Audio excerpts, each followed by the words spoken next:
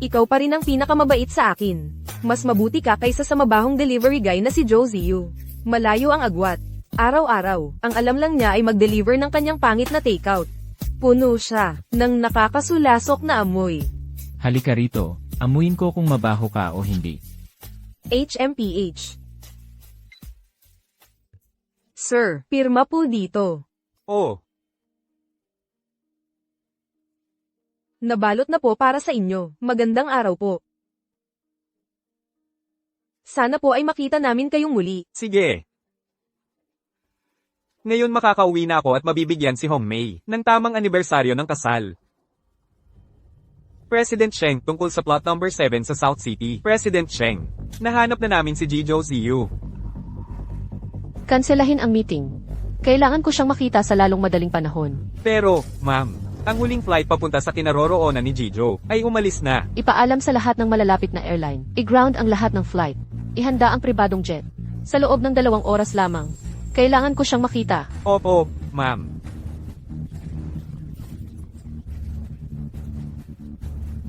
President Lin, nahanap na namin si President Xu. Ipaalam sa lahat ng bodyguard. Aalis na tayo agad.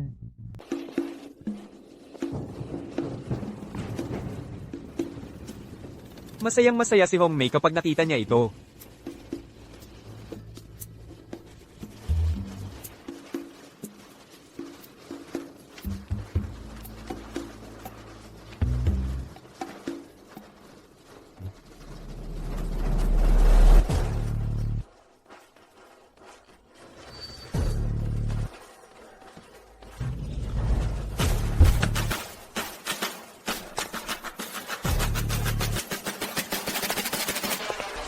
Matapos i-cross-check, kumpirmado na ni Ginoong Lin.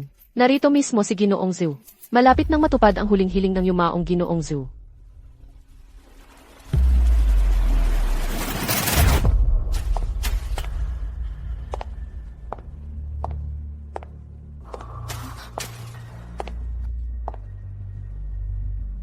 Sino ang manager dito? Magsalita ka. Ako. Kanina lang, may delivery guy.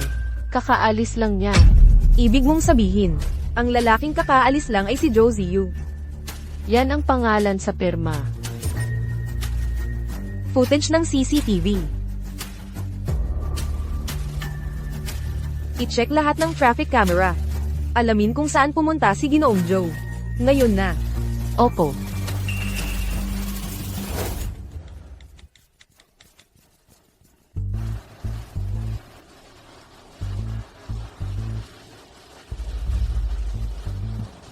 Hello, Ginoong Joe.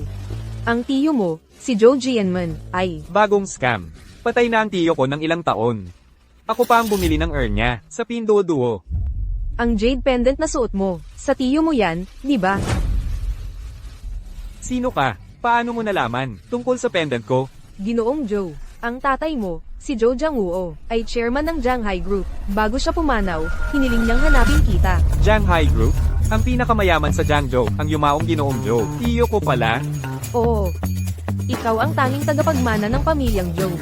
At ang tanging magpapatuloy sa Jianghai Group. Ano? HMP. Gets ko na. HMP. Ako ang reinkarnasyon ni Qin Shi Huang. E di padalhan mo ng pera ang iyong emperador. G. Joe. Ang galing mong magpatawa. Ipadala mo sa akin ang numero ng iyong bank account. Wire transferan kita ng 1 milyon kaagad. 1 milyon? Ay, hindi. Wire transferan kita ng 100 milyon kaagad. Binibini. Ang bata-bata mo pa. Dapat mag-focus ka sa paggawa ng produktibong bagay. Wala akong oras para makipag-usap ng kung ano-ano sa'yo. Kung talagang may pera ka, kunin mo ang perang iyon, at i-donate mo lahat sa mga batang naghihirap. Opo, G. Joe. Aasikasuhin ko iyon kaagad. Nasaan ka na ngayon? Sasanduan ka namin. Kami. Middle-aged na, at may mga nagpapadala sa akin ng pera. At ngayon, ang aking whirlwind marriage na asawa ay galing sa mayamang pamilya. Baliw. Aray. Hello. G. Joe, ang iyong jade pendant. Tapos ka na ba? Ha? Sino bang walang jade pendant? G. Joe. Ang pendant sa iyong dibdib ay hugis gasuklay. At may ukit ito. Ito ay iniwan sa iyo ng iyong tiyuhin. Ang yumaong si Jijo ay mayroon din ito. Tungkol sa ukit sa pendant, kahit si Hongmei ay hindi ito napansin. Ang tiyuhin ko ba talaga ang pinakamayaman sa Jiangzhou? Talagang totoo. Ang yumaong si Jijo ay isang henyong negosyante. Siya ang nagtatag ng Jianghai Group.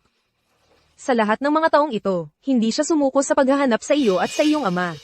Nananaginip ba ako? Jijo, naghirap ka sa lahat ng mga taong ito. Ang Jianghai Group ay kasalukuyang walang pinuno. Naghihintay ito sa iyong pagbabalik upang pamunuan ito. Kaya nasaan ka na ngayon? Hahanapin ka namin kaagad. Ano? Makikita ako?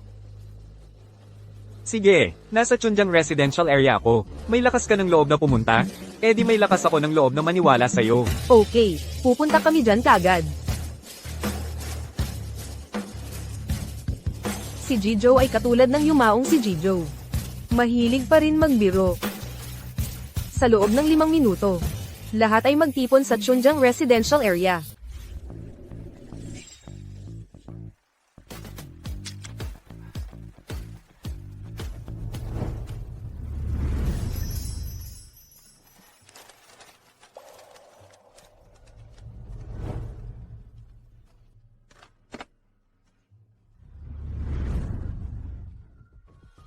Lanan.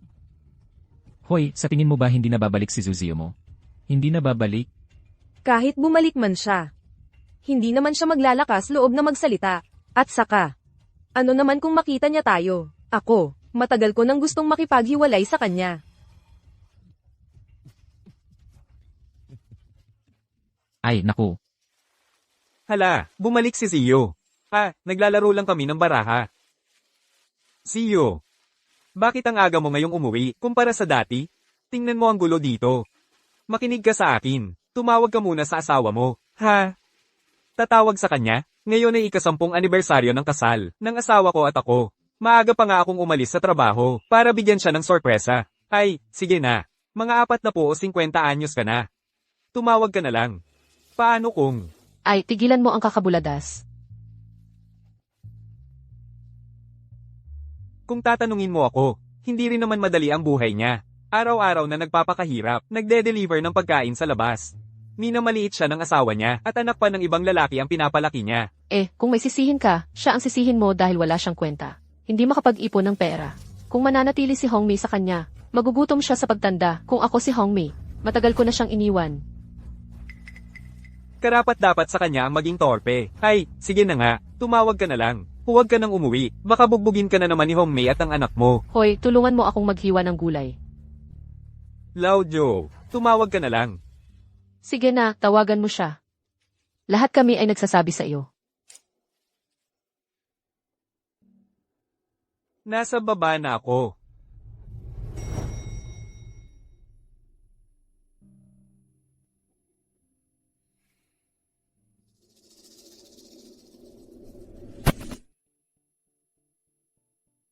Ginoong Sheng, sa wakas ay makikilala mo na, si Zhou Ziyu, na nagpanatili sa iyong malinis sa loob ng mga dekada.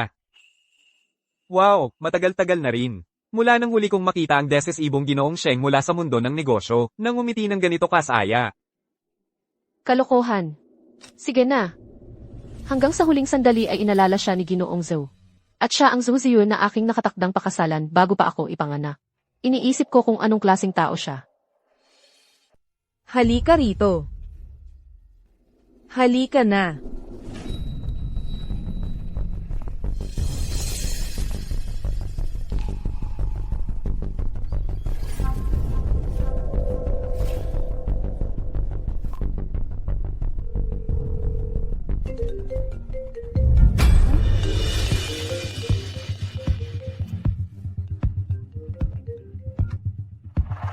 Ziyu, ano yun? Hongmei, mag-isa ka lang sa bahay. Anong ibig mong sabihin? Pinaghihinalaan mo ako. Hongmei, anong nangyayari? Tumigil ka na. Marami akong ginagawa, kailangan ko nang umalis.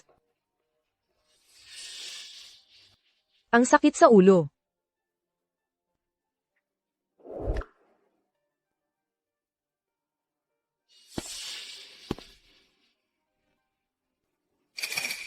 Mag-usap. Tayo.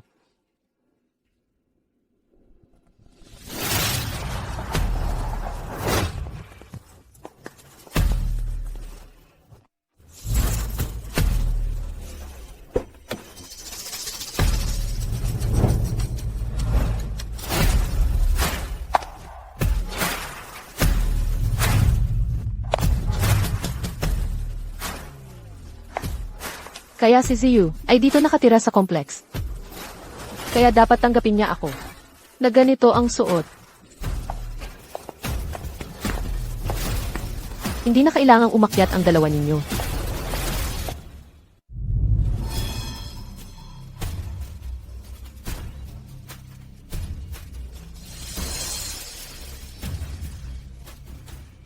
Kung may sisihin, siya ang may kasalanan dahil wala siyang silbi. Hindi siya kumikita ng pera. Kung mananatili si Hongmei sa kanya, maghihirap siya habang buhay. Kung ako si Hongmei, hinihiwalayan ko na siya noon pa. Tama, karapat-dapat sa kanya yun dahil siya isang cuckold. Imposible, medyo mainitin lang ang ulo ni Hongmei. Hindi siya ganoong klaseng tao.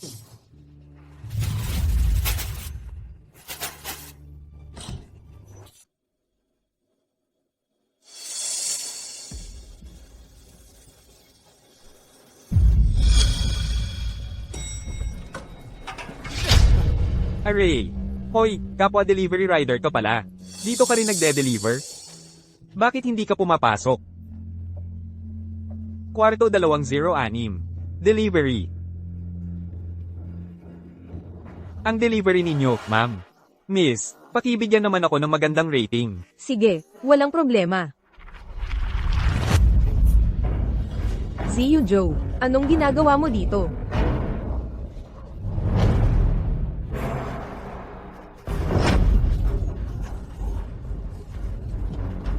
Sino siya? Siya ay... Ziyu, Sino ka? ako ay... Ayos, ayos. Kaya pala ang aga mong umuwi ngayon. Dinala mo pa dito ang kabit mo para magkalat. Huwag kang magsalita ng kung ano-ano, hindi ko siya kilala. Hala, sige na. Ziyu Joe, ang kapal ng mukha mo. Ang lakas ng loob mong sumigaw sa akin. Sino ba tong babae? Mukhang pulubi ang suot pero medyo presentable naman ang itsura. Kabit mo to galing sa probinsya, ano? Ma'am, pakirespeto naman. Magkakilala lang kami ni Ziyu. Ay, sus, Ziyo, ang lamang. Ang landi mo, nagpapaka-innocent ka pa. Anong pinagsasabi mo? Mali ba ang sinabi ko? Isang loser na tulad mo, dapat sa'yo, mag-deliver ka ng takeout habang buhay. Hongmei, paano mo nasasabihan ng ganyan ang senior ko? Kung hindi dahil sa kanya, na nagpakahirap mag-deliver ng takeout. Paano tayo nagkaroon ng pagkakataon, na magkakilala at magmahalan? Itong binibini. Ano ng pangalan mo? Bakit hindi ko narinig kay Hongmei na nabanggit ka? Siya, kabit lang yan, walang klaseng tao. Kahit kanino sama-sama. So Hongmei, tama na yan. Ikaw, anong ginagawa mo sa bahay ko? Ang lakas ng loob mong sumagot, loser. Ziyu Joe, makinig ka. Gusto kong maghiwalay tayo. Ikaw ang unang nagloko. Gusto kong umalis ka nang walang dala. So Hongmei, ikaw. Huwag mong hawakan ang nanay ko. Hoy, Ziyu. Ziyu. narinig kong sinisigawan mo ang nanay ko mula sa baba. Tama ang nanay ko. Loser ka talaga. Umalis ka na dito. O babatuhin kita ulit. Kinumpirma na ng Board of Directors na ang dating chairman na si Joe Jangwoo, na ang tanging pamangkin, si Ziyu Joe, ay opisyal na magmamana ng lahat ng shares ng grupo. Ano? Ziyu. Ano ba ang nasa pangalan? Hindi pareho ang kapalaran, sigurado yan. Magkaibang kapalaran. Ang swerte na ganyan, ay hindi darating sa'yo sa buhay na ito. So Hongmei, may tawag dyan na karma, alam mo. Sabi mo maaga akong umuwi. Pero naalala mo ba kung anong araw ngayon? HMP. Ano naman kaya yon? Ika-10 anibersaryo ng kasal natin ngayon. Ika-10 anibersaryo natin. Nakalimutan mo?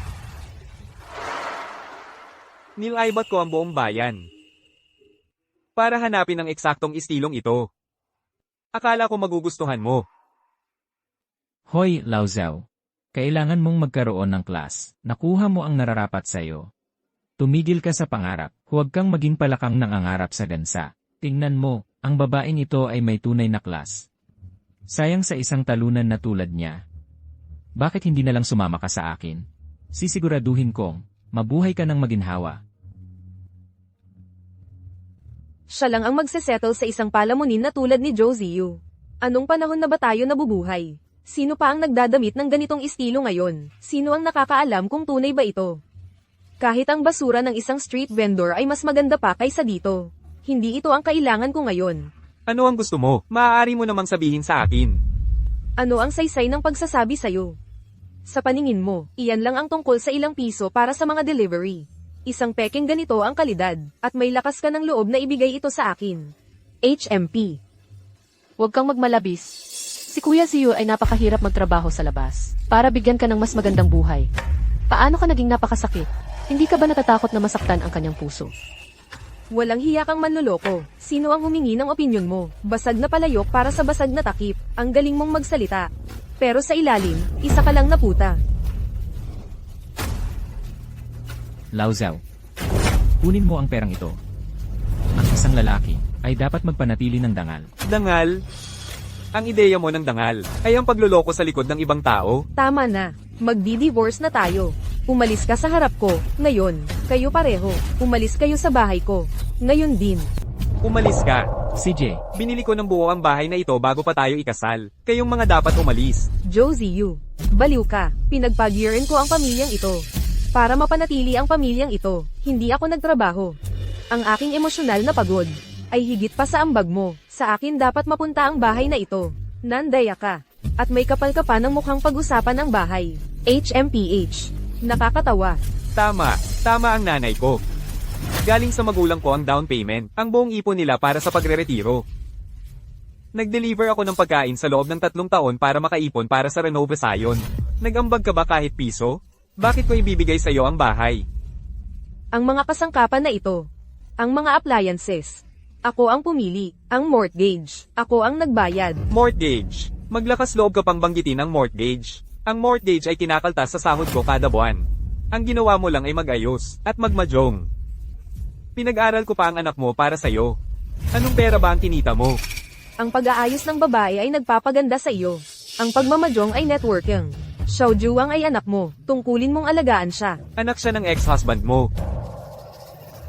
Noon, sabi mo natatakot kang masaktan. At ayaw mong magkaanak. Ano ang sinabi ko? Pumayag ako. Itinuring ko siyang sarili kong anak sa loob ng mahigit 1 dekada. At paano mo ako ginantay? Josie Yu, gago ka. Nandito pa ako. Maglakas loob kang insultuhan ng nanay ko. Xiao Juwang, ikaw. Anong ikaw? Walang kwenta kang tao. Hindi mo man lang binigyan ng magandang araw ang nanay ko.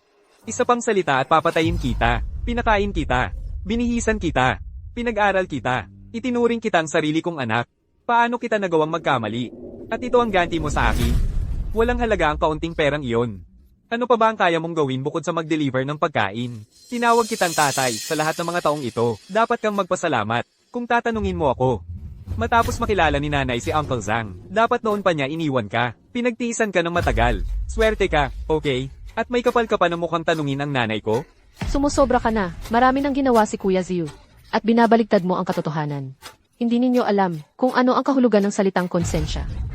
Puta ka. Akala mo makakapag-sermon ka sa anak ko. Josie Yu, pirmahan mo na ang divorce papers. Tigilan mo ang kahihiyan mo. Ilang taon kang tinawag na tatay ni Xiao Juang. Dapat kang makontento. At ikaw, tumahimik ka, umalis ka, o babatuhin din kita. Hindi mo magagawa. Naglalaban sila. Nauntog na naman si Old Joe. Kawawa naman si Old Joe. Ang tagal na niyang inaalagaan ang anak ng iba. Tapos pinalaki niya ang isang walang utang na loob. Tama ka. Sayang lang ang lahat ng pagod niya. Ngayon, hindi na siya pinapatira sa bahay. Walang puso talaga. Manood na lang tayo. Pirmahan mo. Akin ang bahay. Akin ang ipon. Wala kang makukuha. Zhu Ziyu, tanggapin mo na ang kapalaran mo. Matagal nang wala sa iyo ang puso ni Hongmei. Pirmahan mo. Ang dumi-dumi ng lugar na to, ikaw lang ang nagmamahal dito. Ang tagal na ng nanay ko sa piling mo, ni hindi mo man lang siya mabilhan ng magandang bag. Pirmahan mo na, matanda ka. Pirma. Pirmahan mo na. Ikaw lang ang may kasalanan kasi nagmamadali ka. Akala ko dati, maaaring kausapin ka ni Hongmei ng dahan-dahan. Pero ganito na ang nangyari. O, pirmahan mo na. Kung ipagpapatagal mo pa to, huwag mo nang pahirapan pa ang lahat. Isipin mo kung gaano kasama ang sasabihin ng mga tao kapag kumalat ang balita. Eksakto. Josie Yu, maghiwalay na lang tayo. Sobra na ang naitulong ko sa'yo. Josie Yu. Sawa na kami ng nanay ko sa'yo sa lahat ng mga taong ito. Pirmahan mo na nga, pirma. Ziyu, 14 na oras ako nagtatrabaho sa isang araw. Lahat yon para sa'yo at kay Xiao Juang para magkaroon kayo ng magandang buhay. Tapos ganito ang trade nyo sa akin. Magandang buhay. Tingnan mo si Mr. Zhang. Kusang binigyan niya ako ng kwintas. Nakatumbas ng 6 na buwan mong sahod. Ikaw. Tumahimik ka at pumirma, matandang gago. Pirmahan mo na, Lolo.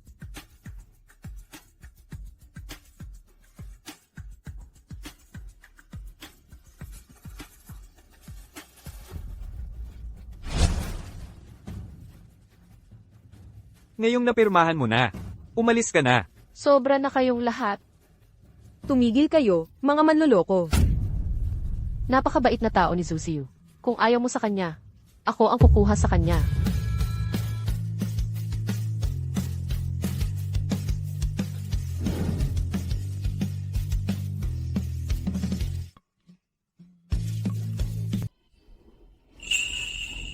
Mula ngayon, ako na ang magpoprotekta sa iyo. Nakakadiri. Nakakadiri talaga yan. Lumabas ka.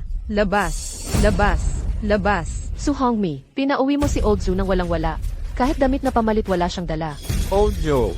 Tinatawag pa rin siyang chairman ng Shanghai Group. Ngayong mga panahon, talagang hindi nag-iisip ang mga tao bago magsalita.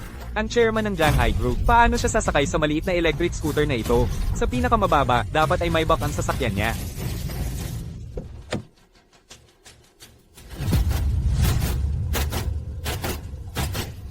May box. Umalis ka na, ngayon din. Ayos ka lang ba? Talaga naman. Umalis ka na rito. Lumabas ka. Ikaw, sobra ka na. Shanghai Group Jiangxing Branch. General Manager na si Zhao Lichen, nagpapakumbaba sa harap ni Chairman Zhu. Yan ba si Manager Zhao sa TV? Bakit siya yumuyukod kay Old Zhu? Para kay Old Joe ba siya pumunta? Makinig kang mabuti. Ako ang sisi ng Shengshan International Group. Si Sheng Xinren, ang asawa na inyong itinakwil, ay ang bagong chairman ng Shanghai Group.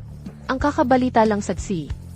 Kung ikaw naman, nagkaroon ka ng iba at inabuso mo ang iyong asawa habang mag-asawa. At hinikayat mo pa ang iyong anak na maging marahas. Sa tingin ko ang Shanghai Group ay hindi mag-aatubiling ipaglaban ang unang kasong ito para sa kanyang chairman. Shanghai Group. Ang Shanghai Group na may market cap na daan-daang bilyon. Impossible. Talagang imposible.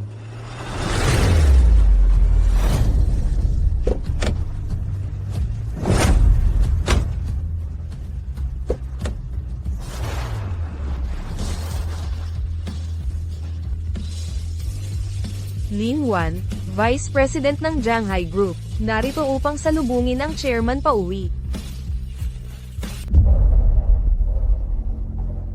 Si Lin Wan, Vice Presidente ng Shanghai Group.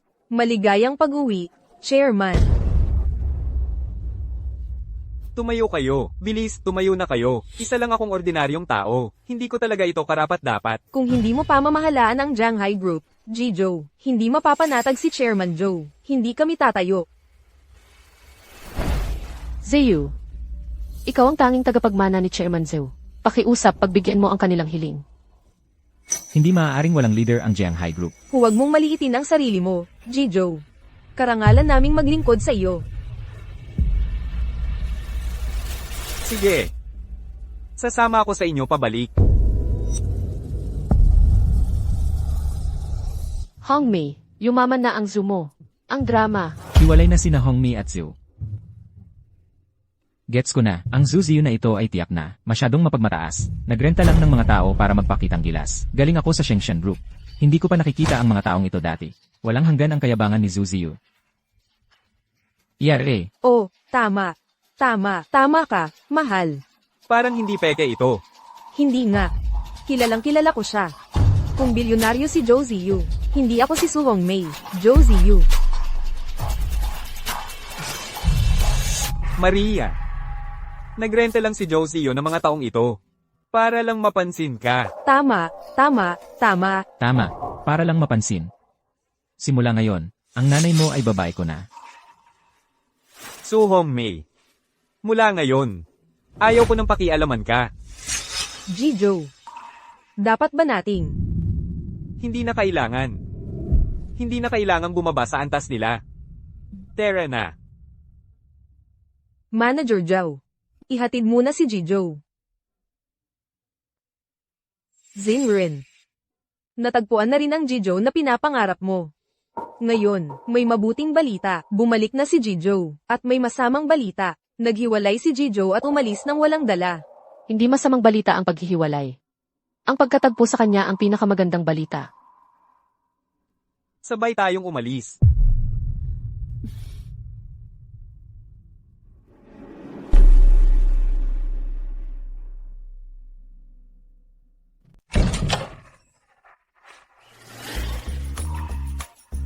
Ito pala ang opisina ko.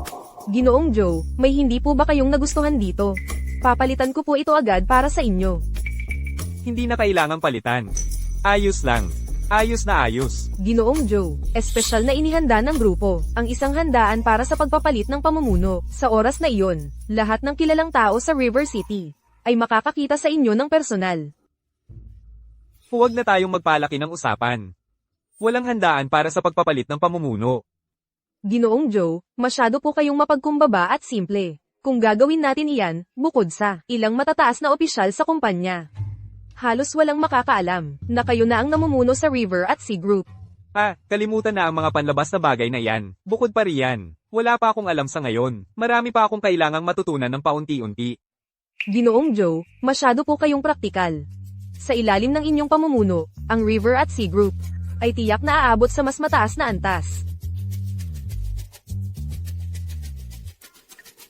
Ginoong Joe, ang sangay ng River at Sea Group sa River City ay magpipikirma ng isang proyektong pang-estratehikong kooperasyon kasama ang Shengtian Group. Mayroon po kayong tiyak na kapangyarihang pagdito. Iaayos ko po agad ang inyong itineraryo. Hindi ko talaga naiintindihan ang negosyo. At bukod pa riyan, ang mga profesional ang dapat humawak ng mga bagay na profesional. Shengtian Group ba ang sinabi mo kanina? Parang pamilyar ang pangalang iyon. Parang narinig ko na iyon sa isang lugar. Ginoong Joe, nakalimutan na po ba ninyo? Si MS Sheng ay mula sa Shengtian Group. Makinig kayong lahat. Ako si Sheng Xinchan, CC ng Shengtian International Group. Siya nga. Ginoong Joe, kayo at si MS Sheng ay may mas malapit pang relasyon. Ano iyon? Sekreto. Malalaman mo rin. Hahanda ko na ang mga dokumento. Samahan si Ginoong Joe para magpalit. Parito po, Ginoong Zhu. Ang babaeng iyon. CJ. Tatay.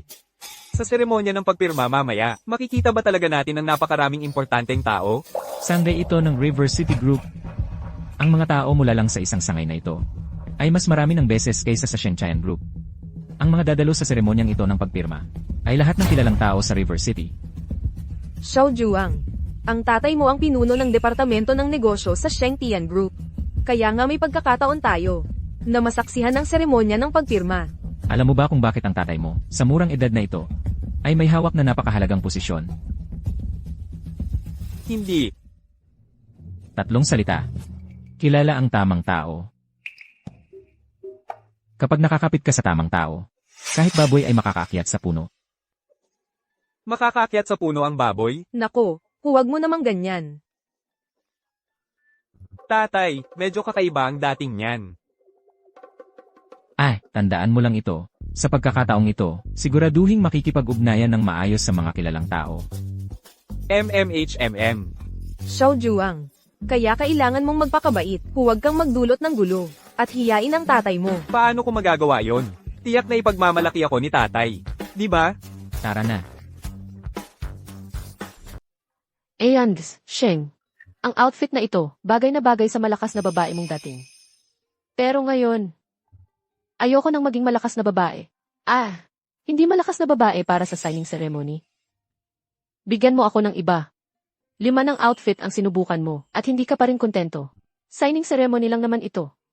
Tama na. Ibigay mo sa akin yan.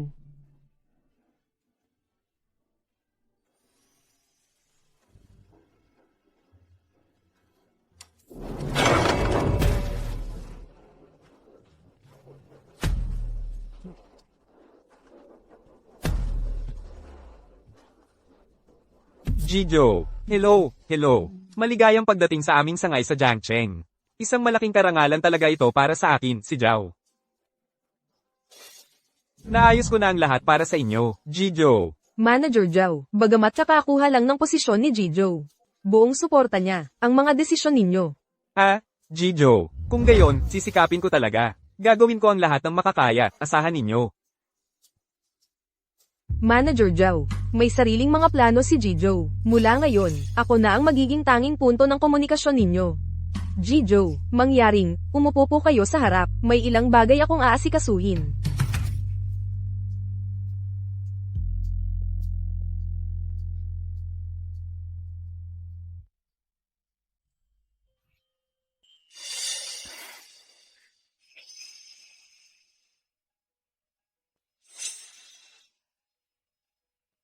Ziyu,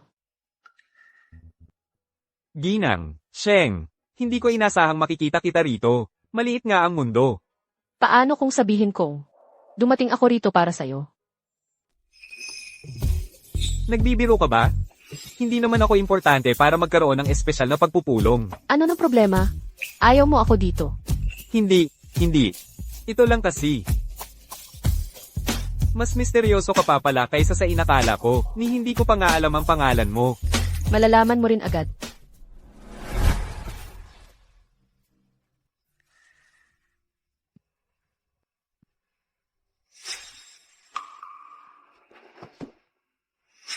Tuwid-tuwirin mo ang kurbata mo.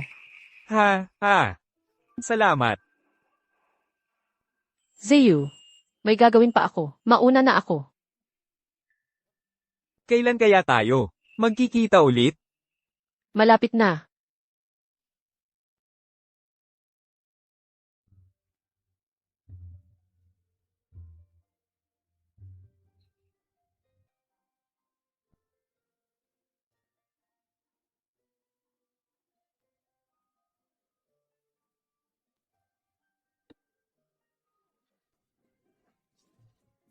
Ziyu. Ano nang ginagawa niya rito? Tiyak na walang magandang dahilan. Maria. Hindi naman siya sumunod sa atin. Para lang manggulo, di ba? Tara na. Ziyu, hindi ba dapat nagde-deliver ka ng pagkain? Anong ginagawa mo rito? Umalis ka na rito, ngayon din. Ziyu, hiwalay na tayo. At may kapal ka pa ng mukhang sumunod sa amin. Anong silbi niyan? Sinasabi mo na ako. Ang sumunod sa'yo? Hindi ba ikaw ang kumakapit ng kumakapit sa akin? Suhong Mei. Malinaw na ang hangganan ko sa'yo. Wala na akong oras para asikasuhin ka pa. Kaya pakiusap, bawiin mo na yung pagiging feeling girl mo. Okay. Hindi pagsunod yun. Ziyu, paano mo ipapaliwanag ito sa akin? Kaka-rating lang namin sa parking. At nandito ka na sa lobby. Alam ko, ngayong pagkakataon, para makita ako, hindi mo na dinala yung pop-pop noong nakaraan. Ziyu, hindi ka naman talagang nagde-deliver ng pagkain dito, di ba? Ziyu, huwag mong isipin na hindi ko alam. Ang pinagkakagastusan mo, hindi mo lang matanggap na hiwalay na tayo. May nararamdaman ka pa rin para sa akin. May nararamdaman ako para sa'yo? Suhong Mei. Masyado kang nagpapahalaga sa sarili mo. Ziyu, sinusundan mo kami. Para lang manggulo. At humingi ng pera sa kompensasyon, di ba? Nandito ako. Para sa trabaho. Wala akong oras para sa kalokohang ito. Sino ang niloloko mo? Napansin ko nang pumasok ako. May isang hanay ng mga e-bike ng delivery sa labas. At ang lakas ng loob mong sabihin na hindi ka nagde-deliver ng pagkain. Tumigil na ako. Isinauli ko na ang e-bike sa platform. Hindi na ako nagde-deliver ng pagkain. Hindi ka na nagde-deliver. Tama. Sa edad mo, mabagal ka at pabigat. Nitong mga nakaraan, ang tamad-tamad mo na. Tiyak na tinanggal ka ng platform.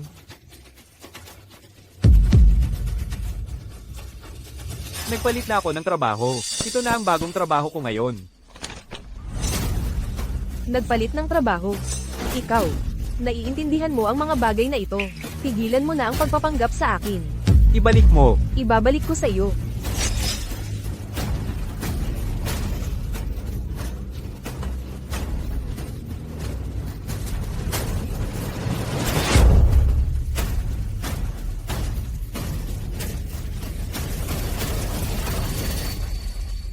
So Hongmei, lumampas ka na. Lumampas na nga. Josie Yu, dapat nagpapasalamat ka sa akin. Ako ang nagpamulat sa'yo kung sino ka talaga. Nanay, naalala ko may nakita akong karatula sa pintuan. Naghahanap ng gwardya. Sino ba ang nakakaalam? Baka nandito si Josie Yu para mag-apply bilang gwardya. Nandito para mag-apply bilang gwardya. Laging may mas mataas na pangarap ang mga tao. Hindi naman masama ang maging gwardiya. Kahit papaano, hindi mo kailangang magtiis sa init o ulan. Komportable, di ba? Mukhang. Nagkamali tayo sa ating minamahal na gwardyang si Zhu. Josie Yu, ipagpapalagay kong nandito ka para maghanap ng trabaho. Nag-a-apply bilang gwardya. Pero sa edad at kwalifikasyon mo, sa tingin mo ba talaga, makukuha ka? Ikaw, Ano, nasaktan ka ba? Ang mga posisyon sa Shanghai Group ay pinag-aagawan ng marami. Sa edad at karanasan mo, paano ka makakasabay sa mga mas bata? tama siya, Lao Zhou. Ito ang Shanghai Group na pinag-uusapan natin. Kahit ako ay, pakiramdam ko'y hindi ako karapat-dapat para matanggap. Huwag kang umasa. Eksakto. Makinig ka, Lao Zhou. Dapat umuwi ka na lang at magpahinga. Kung wala kang matutuluyan, may tulay akong kilala na pwedeng matulugan mo sa ilalim. Ang aking mga gawain ay wala kang pakialam. Ikaw at si Hongmei ay mag-asawa noon pagkatapos ng lahat. Ang mga usapin ni Hongmei, paano ako hindi makikialam? Tingnan mo ang sarili mo. Dinadala mo ang lahat ng kalat na ito. At ginugulo mo ang lahat ng dako. Linisin mo ngayon din. Gagawin ko ang aking naparito para gawin. Anong kwalifikasyon? Hindi ikaw ang huhusga. Hayaan mong ulitin ko. Narito ako. Para sa trabaho. Para dumalo sa signing ceremony. Dumalo sa signing ceremony. Seremonya ng paglagda. Alam mo ang seremonya ng paglagda. Zhu Ziyu. Huwag mong isipin na dahil lang narinig mo ang chismis. Pwede ka nang magsalita ng basta-basta. Alam mo ba kung sino ang dadalo sa seremonya ng paglagda ngayon? Alam mo? Lahat sila ay elite ng Jiancheng. Isa ka lang walang trabahong matanda. Anong karapatan mo na tumayo sa parehong bulwagan kasama nila? Ang aming Genshua ay isang manager sa Shengtian Group. Halos hindi niya nagawang dalhin ako at si Xiao Juang sa seremonyang ito ng paglagda upang masaksihan ang grandeng okasyong ito. Ikaw. Anong meron ka? Bukod sa konting katigasan ng ulo at pagmamataas, ikaw ay wala kang anuman. Tingnan mo ang kahabag-habag mong sarili. Pantay-pantay ang lahat ng tao. Ang iyong mga insulto ay hindi dahilan para umalis ako. Bukod pa riyan, narito talaga ako para sa seremonya ng paglagda. Parang totoo ang pagkakasabi mo. Gusto mo bang ilantad kita? Ang yabang mo. Patunayan mo sa amin. Wala kang maipapakita sa amin. Malamang hindi mo alam ang schedule. Ang schedule ngayon ay magsisimula sa alas 10:30. Una, si Manager Zhao mula sa Shanghai Group ay magbibigay ng talumpati. Pagkatapos, pipirma ang parehong partido. Sa huli, group picture. Ang mga detalye ng seremonya ay panloob na impormasyon. Paano nalaman ni Zhu Ziyu ang mga ito? Sa tingin ko siya ay isang bulag na pusa na nakahanap ng patay na daga. Maraming tao dito. Dumating siya bago pa kami. Malamang narinig niya ito. Josie Yu. Huwag mong isipin na dahil lang sinabi mo ang lahat ng ito, maniniwala kami sa iyo. Wala akong oras para sa iyo. Umalis ka na. Paano kung hindi ako umalis? Hindi. Mag-ingat ka, baka may patapon ka. Sino ang may lakas ng loob na gumawa ng eksena sa bulwagan? Director Wang, nandito ka na pala. Hongmei, ito si Manager Wang. Galing siya sa Jiancheng branch ng Shanghai Group. Nasa rurok siya ng kanyang karera. Siya ang kanang kamay ni General Manager Zhao. Kumusta, Direktor Wang? Kumusta, Director Wang? Zhao Zhenshu. Lalo ka namang nagiging pasaway. Nagkakagulo sa lobby. Alam mo ba kung nasaan ka? Director Wang. Hindi totoo yon. Siya ang nanggugulo. Oo. Direktor Wang. Bastos lang siya. Hiwalay na kami, at sinusundan-sundan pa rin niya kami. Nagkakagulo pa sa lobby. Eksakto. Narinig lang niya na may nagsabi tungkol dito. At ngayon, iginiit niyang narito siya para sa signing ceremony. Hindi ba nakakatawa yon? Para sa signing ceremony. May imbitasyon ka ba? Imbitasyon. Nang dumating ako, walang nagsabi sa akin na kailangan ng imbitasyon. Director Wang, kita mo. Sabi ko sa'yo, wala siyang imbitasyon. At naglakas loob pa siyang sabihin narito siya para sa signing. Sa tingin ko, nanggugulo ka lang. Ngayon ang araw na ang branch ng Jianghai ay pipirma ng kontrata sa Shengshan Group. Hindi namin papayagan ang anumang gulo. Umalis ka na ngayon din. O kung hindi, magiging pangit ang sitwasyon. Manager Wang, narito talaga ako para sa signing ceremony. Kung hindi ka naniniwala sa akin, pwedeng tawagan mo si Xiao Zhao. Kanina ko lang siya nakita. Xiao Zhao, Si Manager Zhao mo yun. ano? Ikaw? Ang lakas ng loob mong tawagin yon ang aming si Zhao. Sino ka ba? At ang kapal ng mukha mong sabihin kilala mo si Zhao at tatawagin mo siyang Xiao Zhao. Mukhang gusto mong mamatay. Manager Wang, halos iniinsulto ng lalaking ito si CEO Zhao. Pwede kayang talagang kilala niya si Zhao. Inimbita mismo ni Zhao. Ikaw, kilala mo si Zhao. Oo, Kailan? Saan? kahapon lang. Nagkita kami. Impossible. Kumpidensyal ang kinaroroonan ni Zhao kahapon. Kahit ako, hindi sinabihan. Paano mo pwedeng nakita si Zhao? Zhou Ziyu, sino ba si CEO Zhao para sa'yo? Hindi ka karapat dapat magpakintab ng sapatos niya. Mula sa malayo mo lang siya nakita isang beses, kilala mo na agad. Manager Wang, sa tingin ko kailangan siyang turuan ng leksyon. Oo. Sinusubukan lang niya tayong lokohin. Sinabi pa niya kanina na siya ang boss ng Jianghai Group. Ang kapal naman. May isa, itapon siya. Anong ginagawa ninyong lahat? Ginoong Zhao, anong dahilan ng pagpunta ninyo rito? Ginoong Zhao.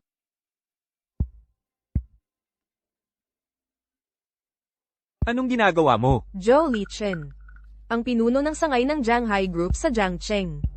Kung mapapansin ako niya, magiging sulit ang biyahe kong ito. Nanay. Ginoong Zhao, ako si Xiao Zhang mula sa Departamento ng Negosyo ng Shengshan Group.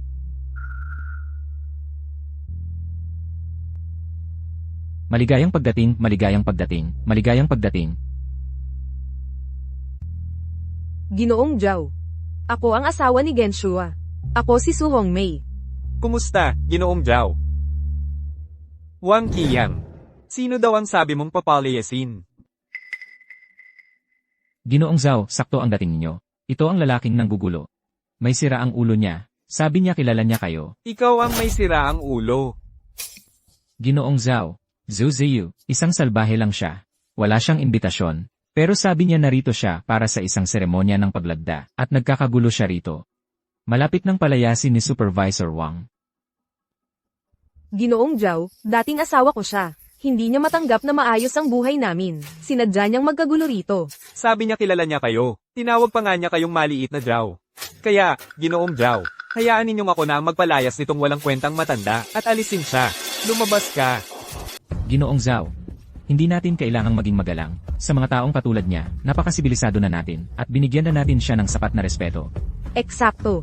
Kung ibang tao, sinampal na siya. Kung nahihirapan ka, pwedeng ipapalabas siya ng anak ko, para sa iyo. Ginoong Zhao, ako na ang bahala dito. Lumabas ka.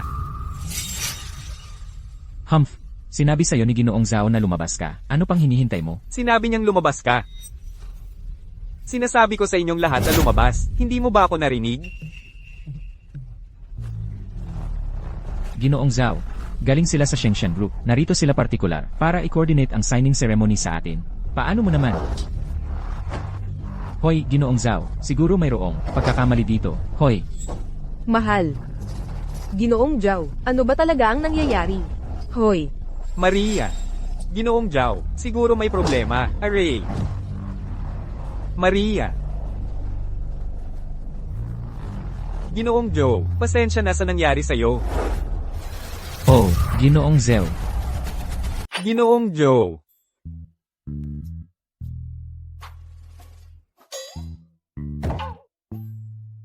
imposible. Talagang imposible iyan. Paano malalaman ni Ginoong Zhao, si Zhou Ziyu? Ginoong Zhao, dapat nagkamali ka ng tao. Ginoong Joe, ang host dito. Paano ka naglakas loob na maggulo sa kanyang teritoryo? Ha? Sabi ko sa'yo, kilala ko si maliit na Zhao. Hindi ka pa rin naniniwala? Seguridad.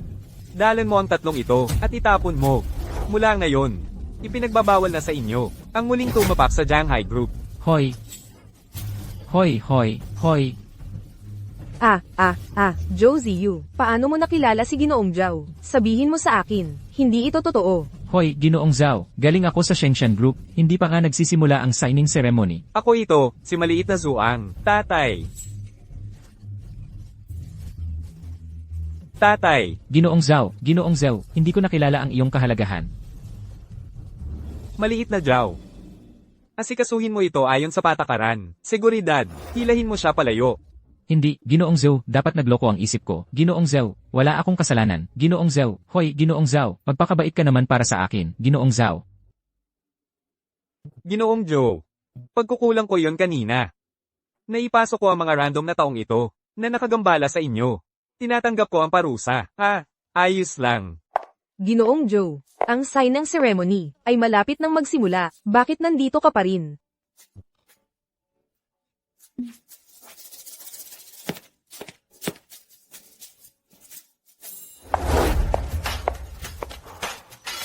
Sino yon? Ginoong Joe, iyon ang CEO ng Shengshi Group, si Sheng Jinren.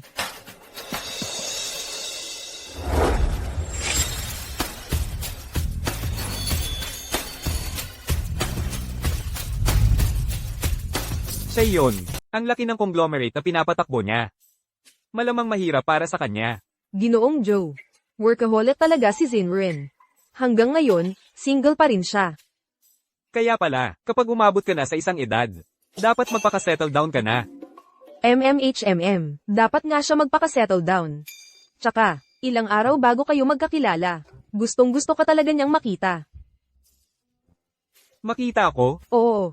Pagkatapos ng napakaraming araw na magkasama, siguradong hindi ka interesado. Ay, hindi.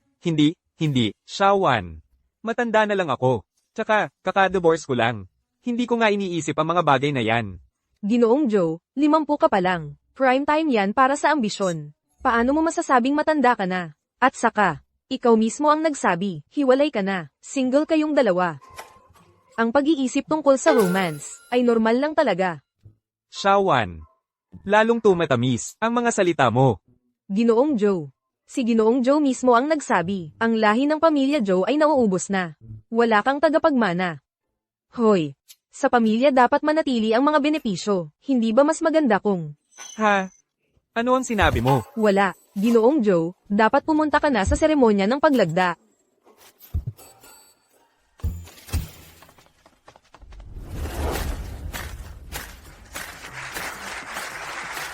Ang seremonya ng paglagda ay opisyal nang magsisimula.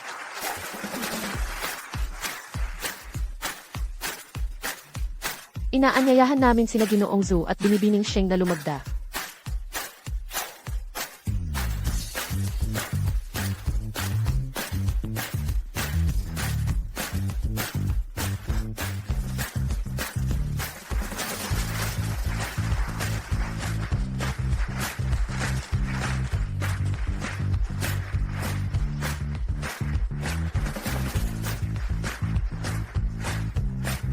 Binabati kita sa matagumpay na pagtatapos ng seremonya ng paglagda. Ginoong Zhao, lubos akong nasiyahan na sa iyong pagpapatotoo, nakamit namin ang isang kooperasyon sa Jiangcheng branch ng Jiang High Group. Ako rin ay lubos na nasiyahan.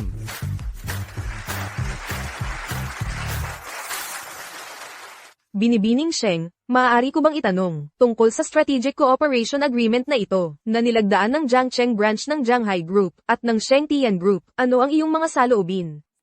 Na nakuha namin ang kooperasyong ito sa Jianghai Group, at lalo na ang pagkakaroon ng pag-aproba ni Ginoong Zhao, ay lubhang makabuluhan para sa amin. Naniniwala ako na ang aming back-to-back na pagtutulungan ay tiyak na magtutulak sa mga pagsisikap ng parehong grupo na umabot sa bagong taas ng magkasama.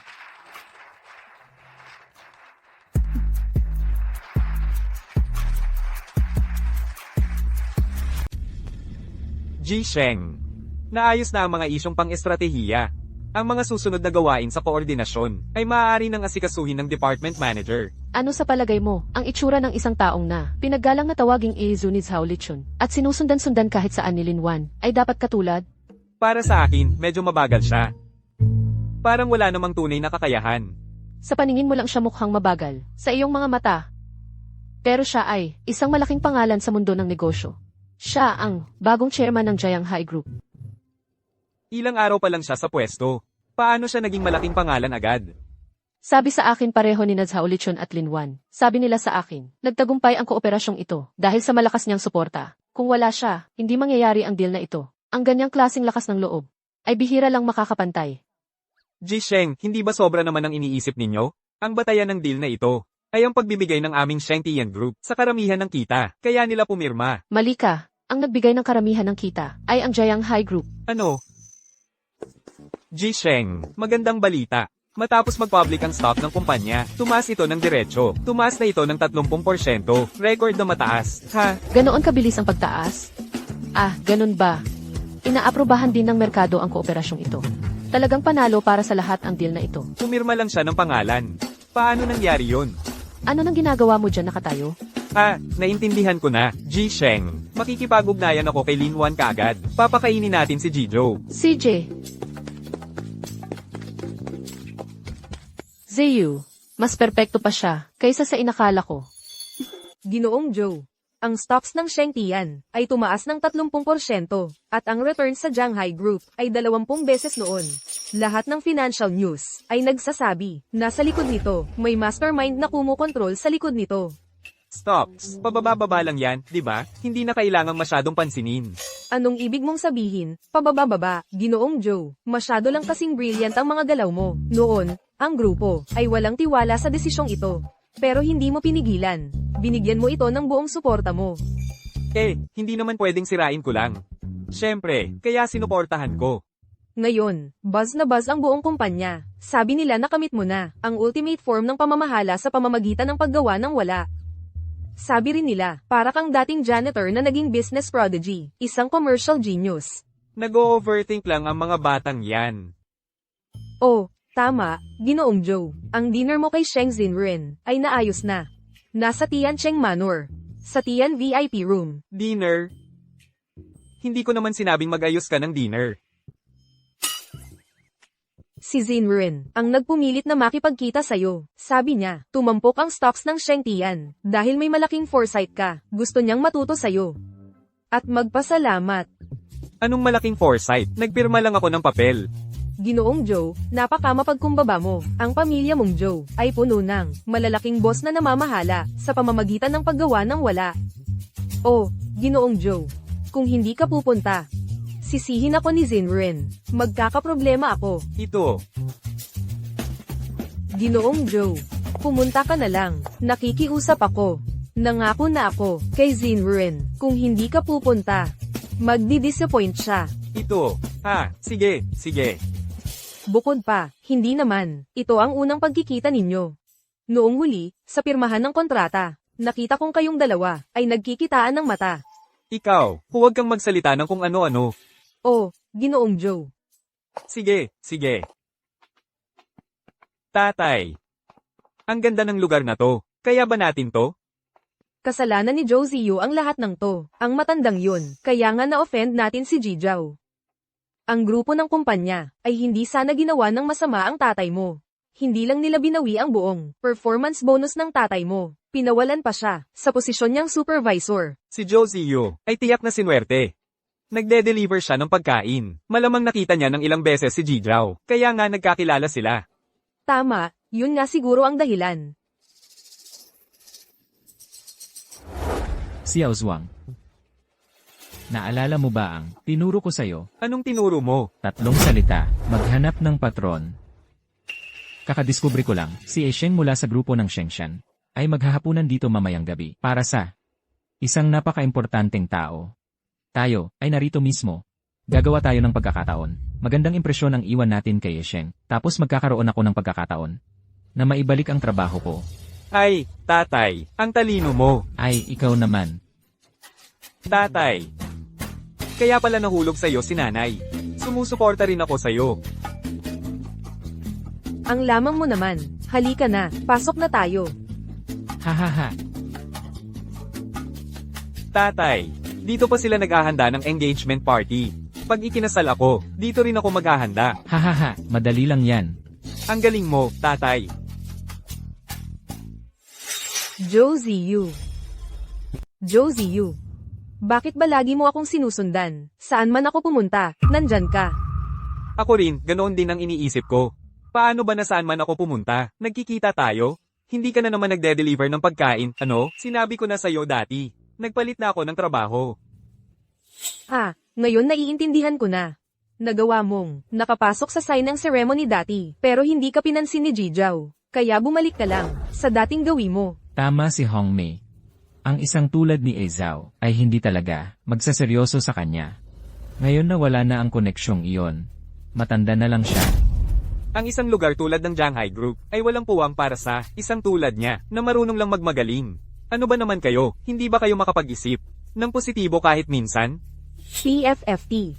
Ngayon, ang ganda-ganda ng suot mo. Ito sigurong mga damit ay hiniram lang. Tama ba? Sinuswerte ka dito para magsipsip ulit sa isang malaking tao. Eksakto. Hoy, ito ay isang club sa ilalim ng Shengshen Group. Parang sariling bahay ko na ito. Sa pagiging nandito ako, huwag niyo nang isipin na magkakagulo. Ang luloko ninyong lahat. Hoy! Sinong nagsabing pwede kang umalis? Tumigil ka dyan. Aalis ka na. Nagugilty ka.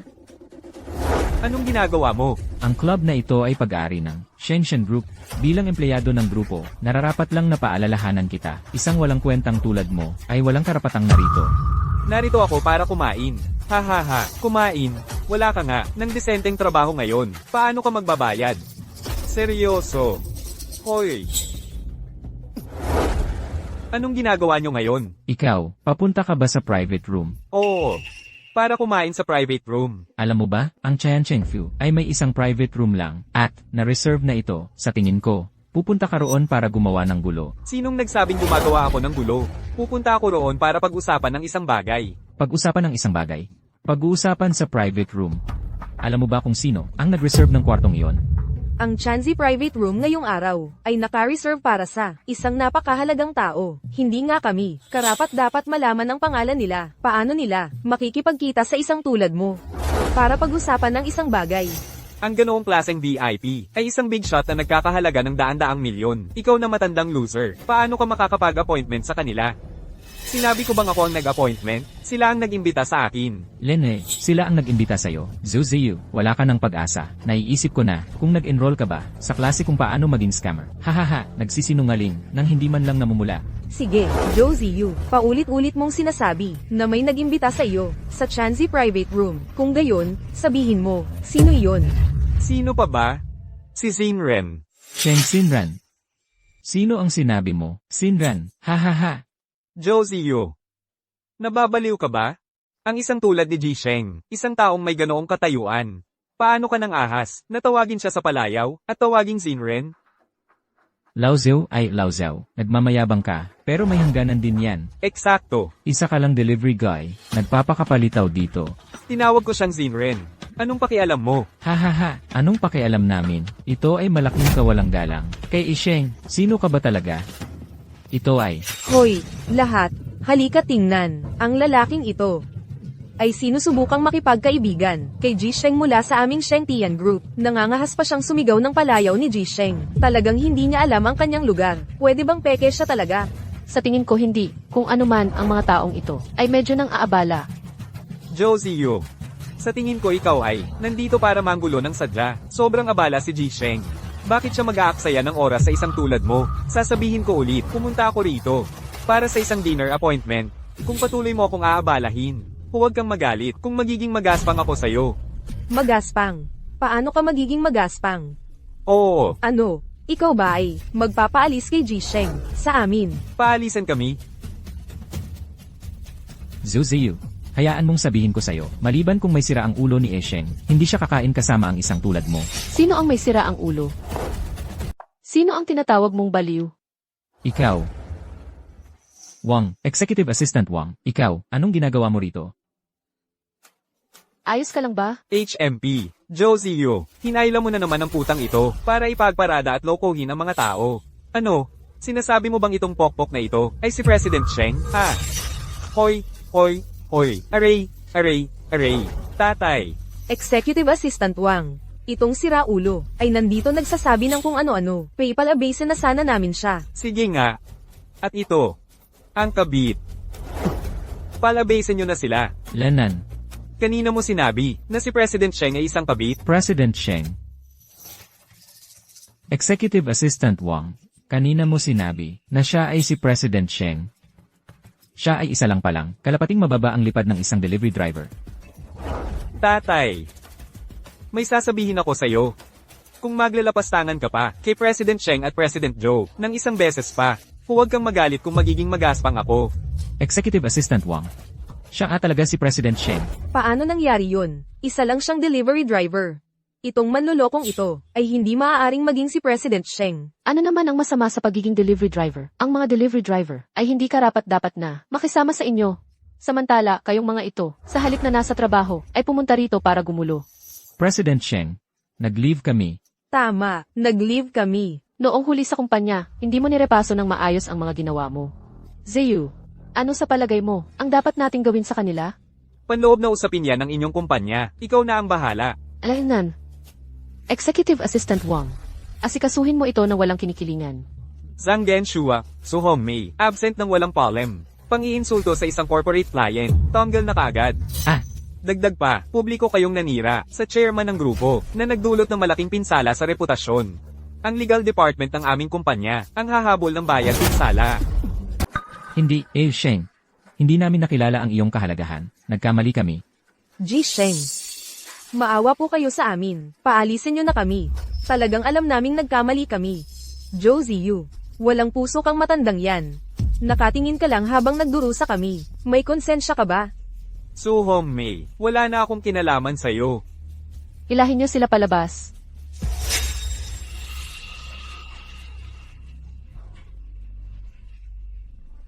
Diyos ko, kaibigan pala ni Ji Sheng ang lalaking to. Talagang bulag ang mga yun kanina. Karapat dapat sa kanila. Ziyu, pasensya na kailangan mong makita iyon. Okay lang. Pasok na tayo at kumain. Ziyu. Magkaibigang matalik ang tatay ko at si Iziu. Kaya tinatawag kitang Kuya Ziyu. Hindi ka nainis, di ba? Siyempre naman. Basta hindi ka naiinis, isang simpleng tao lang ako. Paano ako makakapantay sa inyong mga boss? Siyempre, hindi ako nainis. Kailangan kong humingi ng paumanhin sa nangyari kanina. Hindi na kailangan. Wala yon. Oh, nga pala. Dahil matagumpay na napirmahan ang kontrata, ang halaga ng stock ng aming Shengshan Group ay tumaas ng 30%. Gusto kong mag-alok muli ng tagay para sa'yo. Pumirma lang ako ng pangalan. Sa totoo lang, dahil matibay ang pundasyon ng kumpanya ninyo. Ziyu, napakamapagpakumbaba mo. Kaya, dumalo ka mismo sa seremonya ng pagpirma baka sakali. Hindi ba't dahil pinapanta ako ni Shawan, kaya pumunta na lang ako? Ziyu, nakakatawa ka talaga. Hindi lang tungkol sa mga bagay ng grupo, kailangan ko ring matuto. Sa hinaharap, maaari tayong mag-improve at matuto ng magkasama. Ziyu, talagang espesyal ka. Kaya pala matatag ang loob ni Linwan, pero lubusan mo siyang nasusupil. Gusto ko ring matuto sa'yo sa hinaharap. Oh, hindi ko sasabihing pag-aaral yun. Kung magkakaroon ka ng problema sa hinaharap, tumawag ka lang sa akin.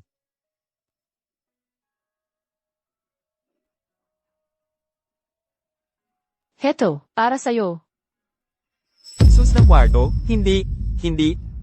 Masyadong mabilis tayo. Hindi pa ako handa. Ziyu, hindi ganoon ang iniisip mo. Access card ito. Access card? Akala ko. Ngayon, ang grupo Shengshan natin. Tumaas ng husto ang halaga ng stocks. Malaki ang naging kita ng kumpanya natin. Hindi magagawa ang lahat ng ito kung wala ang suporta mo. Kaya, inihanda ko ang bahay na ito. Ituring mo na lang na, hindi. Ituring mo na lang itong maliit na pasasalamat mula sa kumpanya. Napakamahal naman ito. Hindi ko ito matatanggap.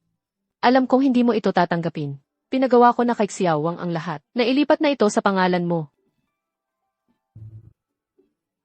Oh, sige na. Ikaw.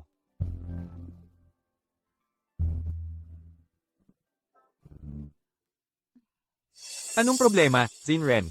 Sa totoo lang, 3 taon na mula nang akuin ko ang grupo Shengshan.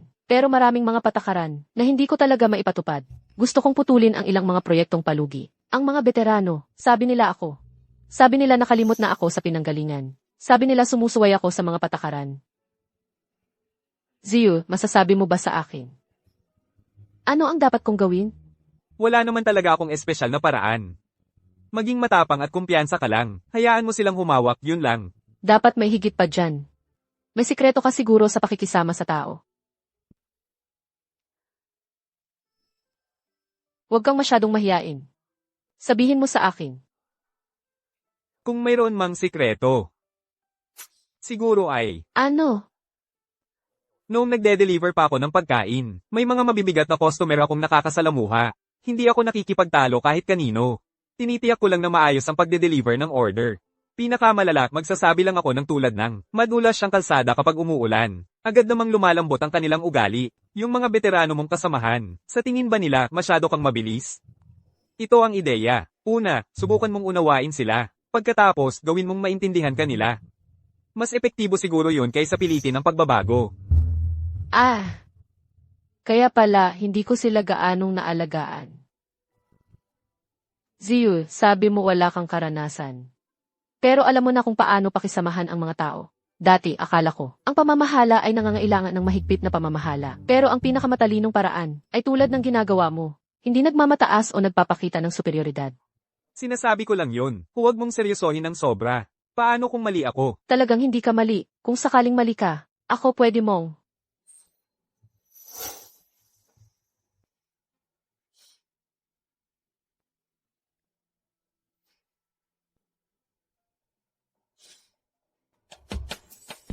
Hoy, Xiao Wang, bukas mag-ayos ka ng tea party para sa mga veterano. Huwag pag-usapan ang proyekto. Makinig ka lang sa kanilang magkwentuhan. Nga pala, at saka, imbitahin mo rin ang mga veteranong empleyado mula sa mga nabigong proyekto. Hayaan mong magkwento sila tungkol sa kanilang koneksyon sa trabaho. Ziyu, ang pakikinig sa payo mo ay mas kapakipakinabang kaysa 3 taon ng SDA. Nag-iisip lang ako ng malakas. Makinig ka. Huwag mong ituring na katotohanan. Ang pag-iisip mo ng malakas ay napakahalagang payo para sa akin. Sa hinaharap, kapag may mga mahihirap na problema akong hindi masolusyonan, talagang aabalahin kita. Tara't tagayin kita. Sa iyong karunungan ng pamamahala ng walang ginagawa. Ngayon, dakilang karunungan, na?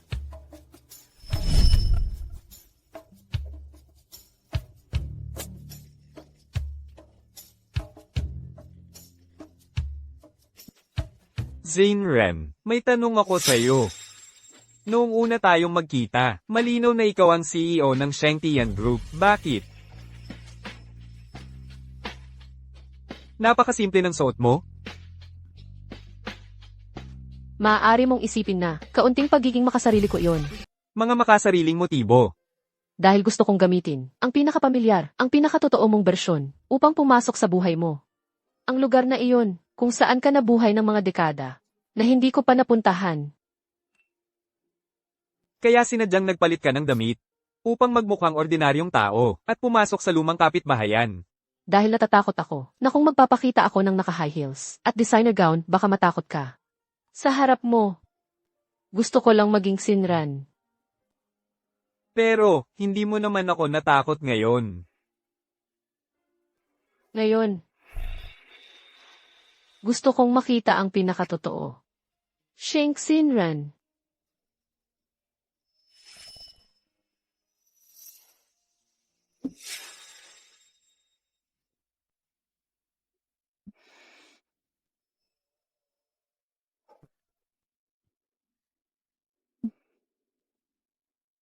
Ano ang iniisip mo tungkol sa akin? Mas matamis kaysa noong una.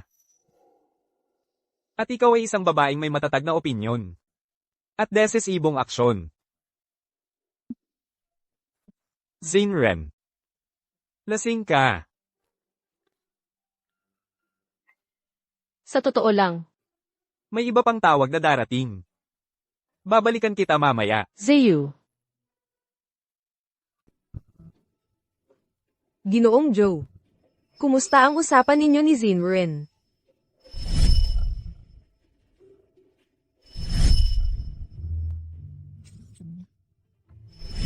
Maayos naman. Wala masyado, si Zane Rem. Ang galing niya. Ano ang susunod mong schedule para sa mga susunod na araw? Pupunta ako sa Guanlan Community bukas.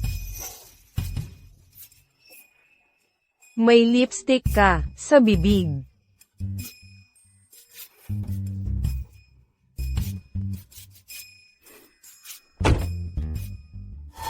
Nanay, Ikaw ang may kasalanan, Zhang Genshua, kung hindi mo ipinilit na makisama sa mga yun. Nasa ganito ba tayo ngayon? Ano ang silbi ng pagsasabi niyan ngayon? Ikaw. Para sa pamilya ko yon. oh, nanay. Sa ilang araw, pupunta rito ang girlfriend ko. Wala nga tayong desenteng. Matitirhan ngayon. Ano ang gagawin natin, nanay? Tanungin mo ang stepdad mo, kung hindi niya maayos ang matitirhan natin. Huwag mo na siyang tawaging dad. Tawagin mo na lang siyang ang... Paano mo pinalaki ang anak mo? Anong problema sa pagpapalaki ko sa kanya? Nag-asawa ulit ako, para mabuhay ng maayos ang anak ko at ako. Ano, dapat ba naming sundin ka, at tumira sa isang lumang sira-sirang bahay, o sa ilalim ng tulay? Maria. Pa, kailangan ko talagang tawagin kang tito. May pansamantalang karapatan akong manirahan sa isang maliit na apartment sa Guanlan Community, sa ilalim ng Shengshan Group. Benepisyo iyon mula sa dating kumpanya ko. Medyo maliit lang. Mahigit 300 metro kwadrado. Pero mas mabuti na yon kaysa wala. Totoo ba, Genshua? Alam kong may paraan ka. Pa, tingnan natin ang lugar bukas. CJ, tara na.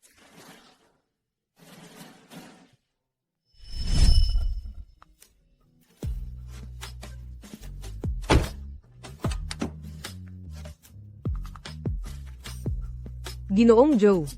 Tungkol sa usapin ng Tian Chengfo, sinabi sa akin ni Zinren ang lahat. Sino ang mag-aakala, paulit-ulit kang ininsulto ni Su Hongmei, at hindi mo pa rin siya pinagtaniman ng galit. Lahat yon ay nakaraan na. Walang saysay na magtanim ng galit sa kanila. Masyado ka pang mabait kung ako ang nasa kalagayan mo, hindi ako magiging magalang. Kilala kita. Mainit ang ulo mo. Ginagawa ko lang ito para sa ikabubuti mo. Ito ang Guanlan Community, di ba? Oo. Pagkatapos nating ayusin ang Villa, pwedeng pumunta tayo sa kabilang bahay, at bisitahin si Zinren. Tara na.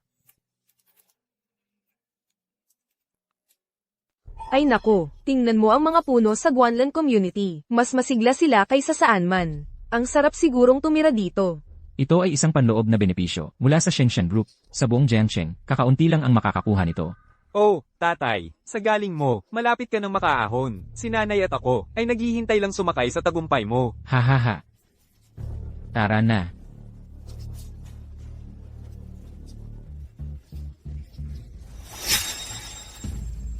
Oh, hindi ba yun? Ano nga ulit pangalan? Si Ginoong Joe. Hindi pa ba sapat ang palabas mo sa komunidad noong nakaraan? Ngayon, kumuha ka pa ng ganitong kontrabida, para ipagpatuloy ang drama sa bagong lugar. Anong kalokohan ang sinasabi mo? Sino ang kontrabida? Makinig ka, Lao Zhou. Huwag mong isipin na dahil lang, kilala mo si Ginoong Zhao o Ginoong Sheng, malaking tao ka na. Ito ang Guanlan Community. Sa buong Jiangsheng, ang mga elite lang ng lipunan, ang karapat dapat tumira dito. Tara, mga tao, tingnan ninyo ito. May tao, dali, mandurugas itong lalaking ito. Noong nakaraan, nagbayad siya ng mga tao para magpanggap ng mga executive. Ngayon, may kasama siyang babae. Nagmamalaki siya. Nagsinungaling ba ako sa inyo? Hindi ba alam ng puso ninyo ang sagot? Hindi ba sapat ang sampal? Sa huling 2 beses? Gusto nyo pa ba ng isa pang sampal? Si Jijo ay isang kilalang may-ari ng bahay sa Guanlan Community. Sino ka ba para humusga? Kilalang may-ari ng bahay. Siya. May ebidensya ka ba? Ebidensya. HMM. Kung lahat ay kailangan ng patunay, hindi ba dapat ikaw din ang magpatunay ng isang bagay? Nanay mo ba siya? Hoy, ikaw. Anong ikaw? Hindi ka panipaniwala, wala kang katwiran. Ang pagkatanggol mo sa Sheng Tian Group, kasalanan mo yan. Huwag kang magkagulo dito. Ikaw rin, tumahimik ka. Kami ang mga may-ari ng bahay. May dahilan akong maghinala. Mga tamad lang kayong mga gulo, na pumasok sa komunidad na nagkukunwaring mga may-ari. Access card. Mukhang meron din ako. Ito, tama ba?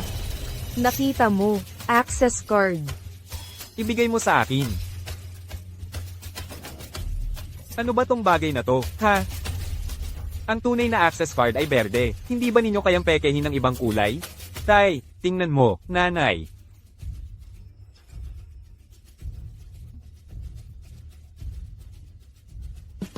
Ang pagpepeke ng dokumento ay iligal. Josie Yu, itigil mo na ang iyong pakana. Huwag mong ipahiya ang sarili mo. Nakapag-text na ako sa property manager. Ire-report kita sa pagpepeke ng access card. Ito ang Guanlan Villa, pinakamataas na antas na gold card. Sa buong Jiangcheng, 2 lang ang meron nito. Hindi mo alam yan. Hindi nakakagulat. Oo, magmayabang ka pa. Pagdating ng property manager dito, hihilahin ka nila palabas. Sige, hayaan mong dumating ang manager para ma-verify ito. Ako ang property manager. Sino yon? Nagre-report ng pagpipake ng access card. Tagapamahala ng ari-arian. Ito yung lalaki, gumagamit ng peking card para magpanggap na may-ari. At umarkila pa ng mga tao para magpanggap. Palabisin mo na siya, bilis. Manager, huwag kang mag-atubili. Siya yon, isang manloloko siya, isang scammer. Sir, ito pong gold card ay mula sa Villa Area ng Guanlan Community, ang pinakamataas na kredensyal ng otoridad. 2 piraso lang sa buong komunidad. Sa ngalan ng pamamahala ng ari-arian, maligayang pag-uwi. Mukhang totoo ang card. Pero hindi pa ako nakakita ng gold access card. Kailanman, hindi pa nakakita.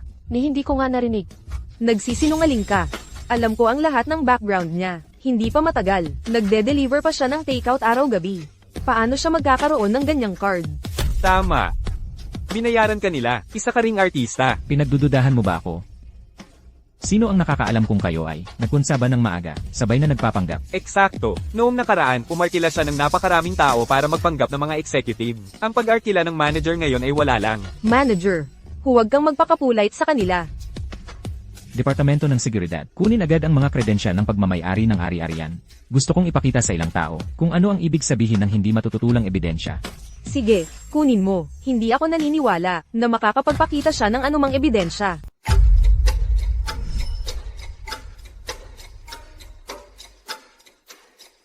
Ito ang titulo ng villa. Ang villa sa Guanlan Community, pag-ari ni Ezio. Kilala siyang peke ng dokumento. Peke talaga ito. Ikaw, Hanggang ngayon, nag-aaway ka pa. Butler, tawagan mo ang pulis. Paalisin na sila. Halika kayo, tingnan ninyo ito. Inaabuso niya ang kanyang kapangyarihan. Gumagamit ng peking ID para magpanggap na may-ari, at pinagbibintangan ang mga inosente. Samahan niyo sila palabas. marami akong pinagdaan ng pang-aabuso sa isipan. Sumasakit ang ulo ko, sumasakit ang dibdib ko. Nalulungkot ako. Dapat ninyo akong bayaran sa emosyonal na pinsala. Jijo, sila. Hayaan mo silang magingay. Tingnan natin kung paano matatapos ito. Wala nang pag-asa ang pamilyang ito. Nandyan na ang ebidensya sa harapan nila. Nagsisinungaling pa rin sila. Paalisin na lang natin sila. Huwag ninyong sirain ang kapayapaan ng komunidad natin. Ang kapal ng mukha. Bulag ka ba? Di mo ba nakikita? Hindi mo ba nakikita? Anong klaseng ugali ito? Hindi mo ba nakita? Tingnan mo, inaapi nila tayo. Tara mga tao, tingnan nyo ito. Inaapi nila kami. Nangaapi ng tao. Anong klaseng swerte ang napulot ng matandang yun? Kalakaran ng kabalbalan. Nagmamalaki siya. Nangaapi ng karaniwang tao. Inaapi nila kami. Si Josio ang nangaapi. Ganyan talaga sa tuwing. Malinaw na kayo ang mali, at ang lakas ng loob ninyong balikteran ang katotohanan dito. Hayaan mong sabihin ko sa iyo, ang bahay na ito ay personal na ibinigay kay Ginoong Joe ni Presidente Sheng. Ibinigay ni Sheng Xinren.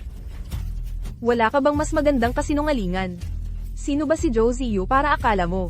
Bibigyan siya ni Sheng Xinren ng bahay. Huwag mong gamitin si Sheng Xinran para takutin kami. Matagal na kaming umalis sa Shengchayan Group. Anong magagawa niya sa akin? Ganoon ba? Gusto kong makita kung ano ang magagawa ko tungkol dito.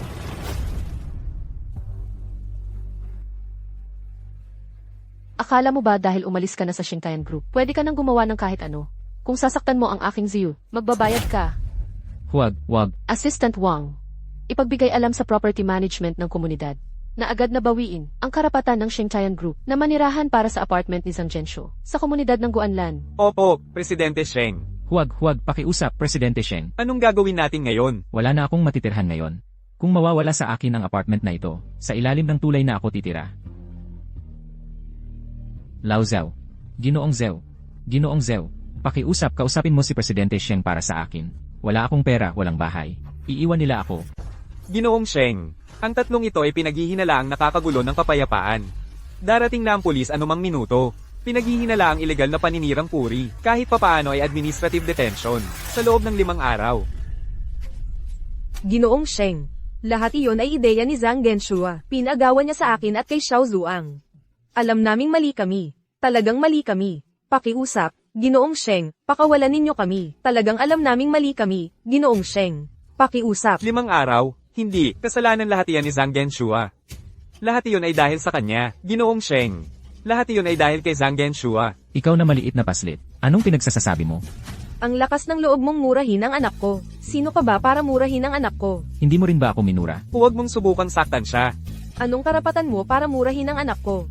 Ako na lang ang murahin mo. Anong karapatan mo para murahin ang anak ko? Sige, subukan mong suntukin siya. Anong karapatan mo para murahin ang anak ko? Bakit mo minumura ang anak ko? At minumura mo pa rin ako. Sige, ngayon ay nag-aaway na aso. Isuko na lang natin sila sa pulis. Zinrin, buti na lang dumating ka sa tamang oras. Kung masuli ka pa, mabubuwang na ako sa galit. Ziyu, paulit-ulit na nilang ininsulto kayo. Kasalanan ko rin ito dahil sa mahinang pamamahala ng kumpanya. Humihingi ako ng paumanhin sa inyo. Hindi, ayos lang. Ginoong Joe, hindi nyo alam. Noong malaman lang ni Ginoong Sheng na nandito kayo, hindi man lang siya huminto para uminom ng tubig. Dire-diretso lang siyang dumating. Ziyu, ito lang ang kaya kong gawin. Zinrin, bakit hindi mo personal na ipasyal si Ginoong Joe sa inyong bagong bahay? CJ, Ziyu, tingnan natin. Okay. Ziyu, tingnan mo. French style ang disenyo ng villa na ito. May maliit na hardin sa harap at may outdoor pool sa likod. Nagtataka ako kung magugustuhan mo ito. Masyadong maluho. Parang sayang kung dito ako titira. Mr. Joe, ang bahay na ito, bagay na bagay, sa iyo. Magaling. Zinren, anong problema? Nagpalit na ang lahat ng senior members ng grupo natin. Nagpalit? Akala ko sa tea party. Kalahati lang sa kanila ang dadalo. Pero sa huli, lahat sila dumating. Mr. Sheng, hindi lang yun. Nagpadala pa ng joint apology letter si Mr. Gong. Zinrin, ang lahat ng ito, sino ang nagbigay sa iyo ng ideya? Lahat ito ay dahil kay Ziyu. Kaya pala gawa ni Mr. Joe. Nabanggit ko lang ng paimpal. Ang pangunahing bagay ay marunong kang kumilos. Ikaw ang nagbukas ng aking mga mata. Ang pinakamahalaga sa bawat isa sa kanila ay hindi kapangyarihan, kundi ang pagiging iginagalang. Ziyu. Ang galing mo.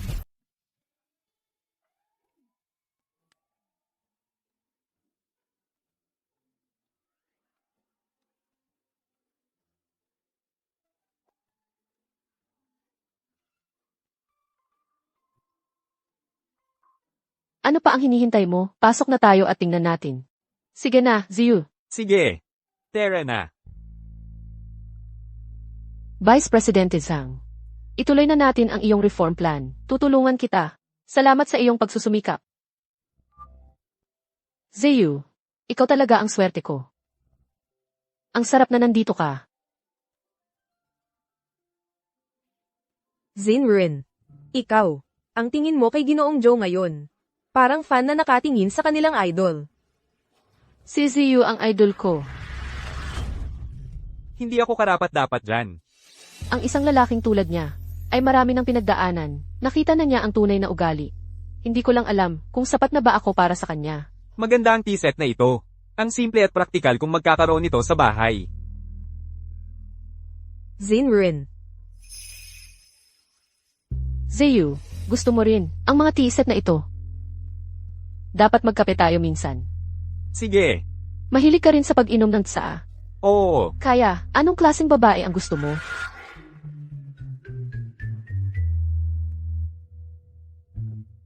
Ako nagtatanong lang ako. naalala ko lang. Mayroon akong ilang dokumento ni Ginoong Joe na hindi ko pa na-review. Kukunin ko muna sila. Mag-usap muna kayong dalawa. Xiaowan, May tatawagan din ako.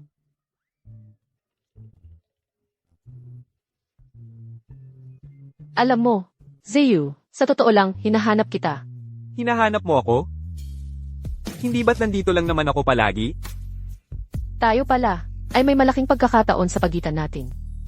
Maraming taon na ang nakalipas. Si Ginoong Zhou, ay inayos na ang isang kasunduang pangkasal para sa atin. Ha? Hay nako, kung malaman ng girlfriend ko na nakatira pa rin ako sa ganitong klaseng lugar, kalimutan mo na ang pag-date, hindi na ako makikita niyan. Diyos ko, hindi naman pwedeng manood ka lang habang nag-iisa ako, di ba? Kasalanan lahat ito ng walang kwentang ama mo. Wala siyang ginawa kundi magmayabang. Tamad. Hongmei, sinusubukan ko ring mag-isip ng paraan.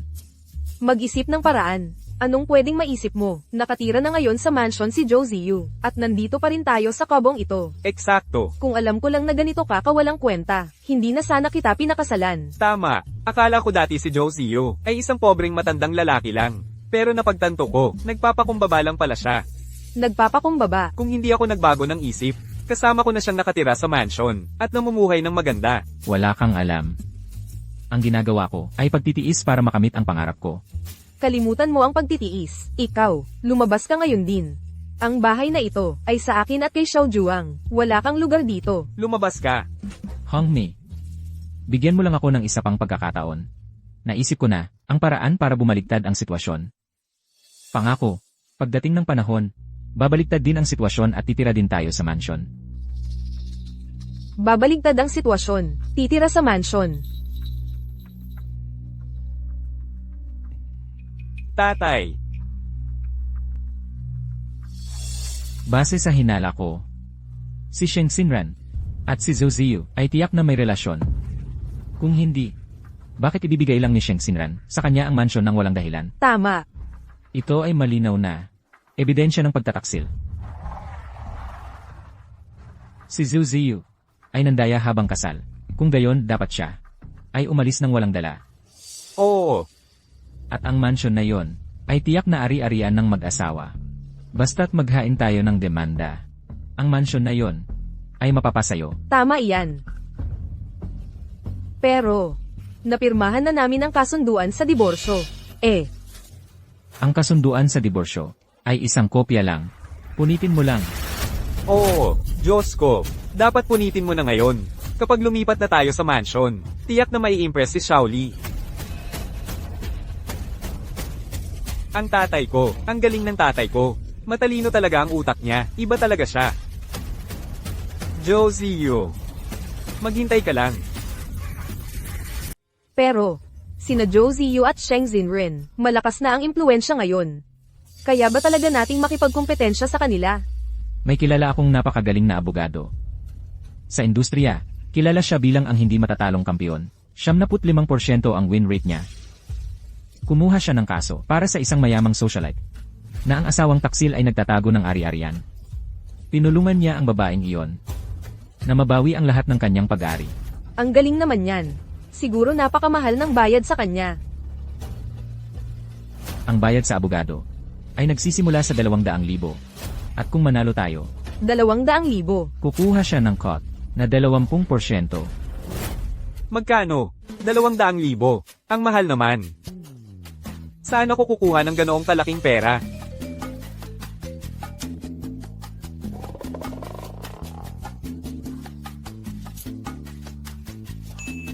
Ito ang aking sikretong ipon. 150,000 lahat. Ang natitira ay nasa iyo na. Kung hindi natin mabawi ang bill lang iyon, isasama kita sa pagkatalo ko. Huwag kang mag-alala. Kapag nabawi na natin ang malaking bill lang iyon, kalimutan mo na ang 200,000. Kahit 2,000,000 ay sulit na. Kapag atin na ang bilya, sasabihin ko kay Shaoli na galing sa isang investment ang pera ko. Mabibighani siya sa akin. Mabibighani. Ginoong Joe, tingnan mo ito. Nawawala na sa sarili si So Hongmei at ang mga tao niya. Hindi ba't pumayag na sila sa diborsyo? Ito, Ano ba ang gusto nilang gawin? Ginoong Joe, hindi pa nila alam ang totoong pagkatao mo. Ano sa palagay mo? Ang dapat nating gawin. Kung gusto nilang maglaro ng marumi, sisabayan natin sila. Ginoong Sheng.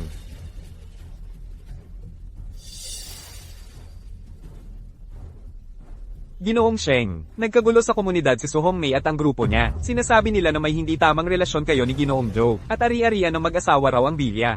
Hinihingi nila ang parte nila, Nawawala na talaga sa sarili si Su Hongmei. si Su Hongmei at si Zhang Genshua. Para sa pera, wala silang hiya. Nagkakalat pa sila ng masasamang chismis. Si Ziyu ay mabait at tunay na masiglang tao. Si Su Hongmei ang mayabang at maliit ang tingin sa lahat. Ang paninira sa akin ay isang bagay. Pero ang lakas ng loob nilang siraan si Ziyu. Hindi ko talaga matatanggap yan. Gamitin mo ang lahat ng resources mo. Kailangan mong protektahan ang reputasyon ni Ziyu.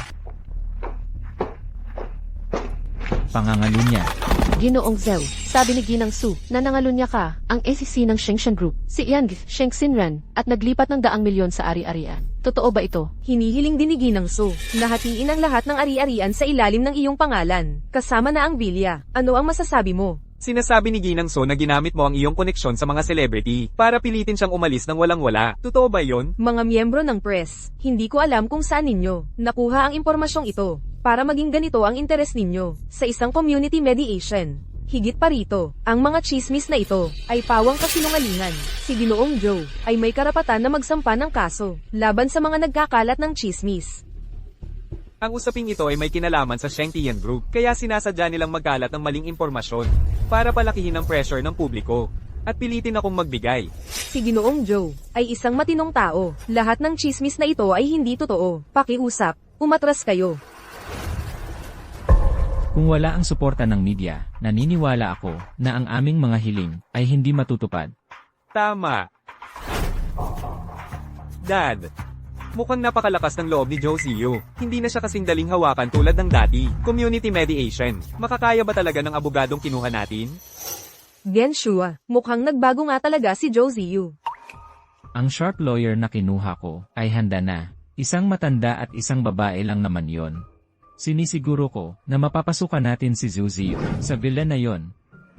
Kung gayon, nakaka-relax na ako. Gayunpaman, si Zhu Ziyu ay isang taksil na hampas lupa lang. Ang punong ehekutibong opisyal ng Shengtian Grupo, paano siya makikisangkot sa isang matandang lalaki? Malamang sobra lang ang pagpapalaki sa buong bagay na ito. Sino ang nakakaalam? Pero yung abogadong kinuha ng pamilya Su, ay yung demonyong abogado pala, si Attorney Wu. Espesyalista siya sa mga kaso ng paghahati ng ari-arian. Nakakatakot ang taas ng panalo niya. Naghanap ako ng impormasyon online dati. Tinulungan niya minsan ng isang lalaking nangangaliwa na makuha ang premarital property ng dati niyang asawa. Grabe naman yun. Nasa problema na ngayon si Zhu Ziyu, di ba? Kasi iginiit ni na Su Hongmei at ng kanyang grupo na marital property ang villa. Ginoong Joe, hindi rin naman ako nakaupo lang at walang ginagawa. May balita ba mula kay Zinren? Sabi ni Zinren, hindi dapat masira ang reputasyon ni Ginoong Joe. Hindi siya direktang makikialam. Pero, nakahanap siya ng pinakamagaling na abogado para sa atin. Marami siyang pinagdaanan. Genshua, ikaw ang may koneksyon. Nabanggit mo lang yung demonyong abogadong yun. Sila, ay nanginginig pa rin. Mukhang tama ang napili natin. Sapat na ang ibinayad natin sa ilalim ng mesa. Ngayong pagkakataon, si Zhu Ziyu ay talagang babakbakan. Hoy, tatay. Kapag nakuha na natin ang bilya, sasabihin ko kay Shaoli na ikay nanalo para sa atin. Talagang mai-impress siya. Oh, Nandito na siya.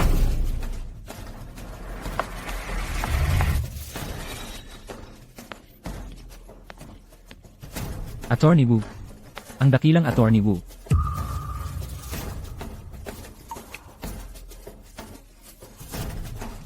Si Zhu Ziyu ba ito? Ako ang iyong abogado, si Xiao Wu.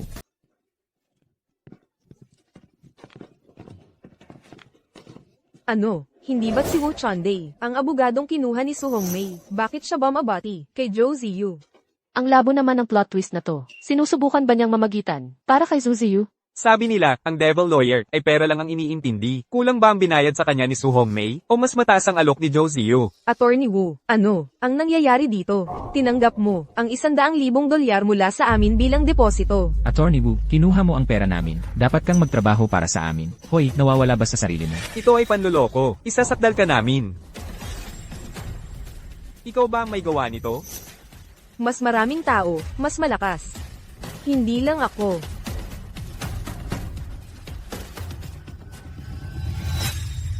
Lahat. Ako, si Wu Chande, bagamat may palayaw na demonyo, ay mayroon ding pagkamakatarungan sa aking puso. Matapos tanggapin ang kasong pang-mediation na ito, sa pamamagitan ng aking masusing investigasyon, natuklasan ko na si Ginoong Zhou ay isang mapagmahal sa pamilya, mapagpasensyang lalaki, at isang napakagaling na asawang hindi naintindihan. Paano ka naging napakawalang hiya? Si Ginoong Zhou ay nagde-deliver ng pagkain para suportahan ang kanyang pamilya. Itinuturing niya ang kanyang stepson na parang sariling anak. Pagkatapos ng diborsyo, kusang niyang isinuko ang ari-arian. Ang isang lalaking tulad nito, paano niya posibleng gustong makipagdiborsyo? Sa kabilang banda, si Binibining Su. Sa panahon ng kasal, hindi lamang nakipagdiwastong relasyon kay Zhang Zhenshu, kundi sinubukan din sa pamamagitan ng mediation na agawin ang ari-arian ng iba. Siya ay masamang, nang agrabyado kay Si Sheng. Sa ganitong alitan, ako si Wu Chande. Paano ka nagkakaroon ng ganitong kapal ng mukha? Pumayag ka na. Nahawakan ng kaso namin. Anong nagbigay sa'yo ng ideya na may hiya ako? At saka, nakakain ba ng dangal? Wu Chande, paano mo nagagawang magsinungaling ng diretso? Malinaw na may pinirmahan tayong kontrata. Kinuha mo ang pera. Kailangan mong gampanan ang tungkulin mo bilang abogado ko. Ang kontrata. Ang pandaraya mong mga kilos ay lumalabag sa prinsipyo ng mabuting pananampalataya sa kontrata. Kaya walang saysay ang kontrata. Hindi na mababawi ang deposito. Kung mayroon kang anumang pagtutol, maaari kang humingi ng legal na rekurso.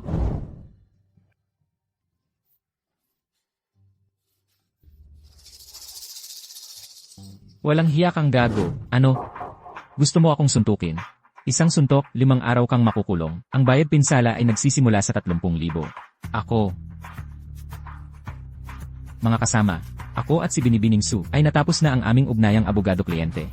Mula ngayon, ako, bilang legal na kinatawan ni Ginoong Zhou, ay maglalantad ng katotohanan at maglilinis ng kanyang pangalan.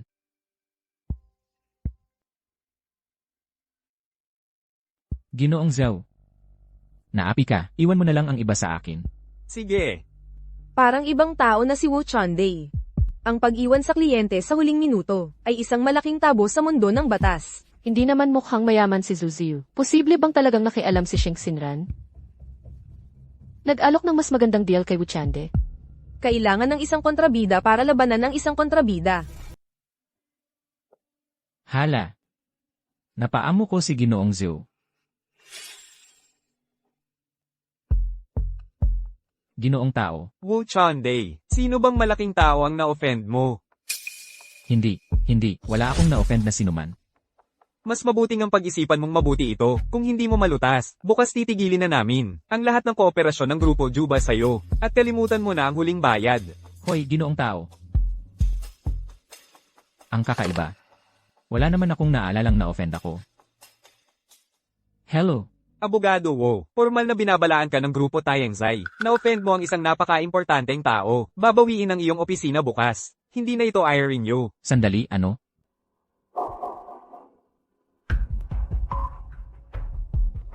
Na-offend ang isang malaking tao. Sino kaya?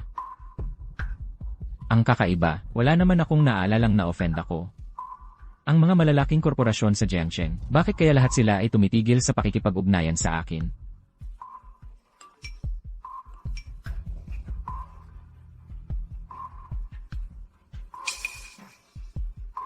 Ito ang pagkuha ko ng litrato ng palihim sa iba at paggawa ng peking ebidensya. Sino ang may kapangyarihan para tipunin ang lahat ng ito? Kung hindi mo agad ititigil ang malimong ito, ang lahat ng ito ay mapupunta sa mailbox ng reklamo ng Bar Association. Ano?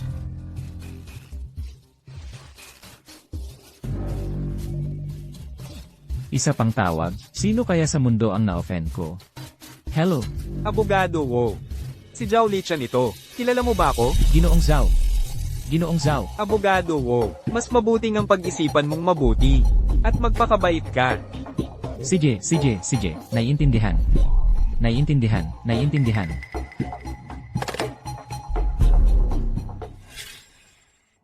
Nang gabing yon, lahat ng malalaking tao sa Jiangsheng ay tumawag sa akin. Lahat ay para sa lalaking ito na tila ordinaryo at hindi kapansin-pansin. Ang lalaking ito.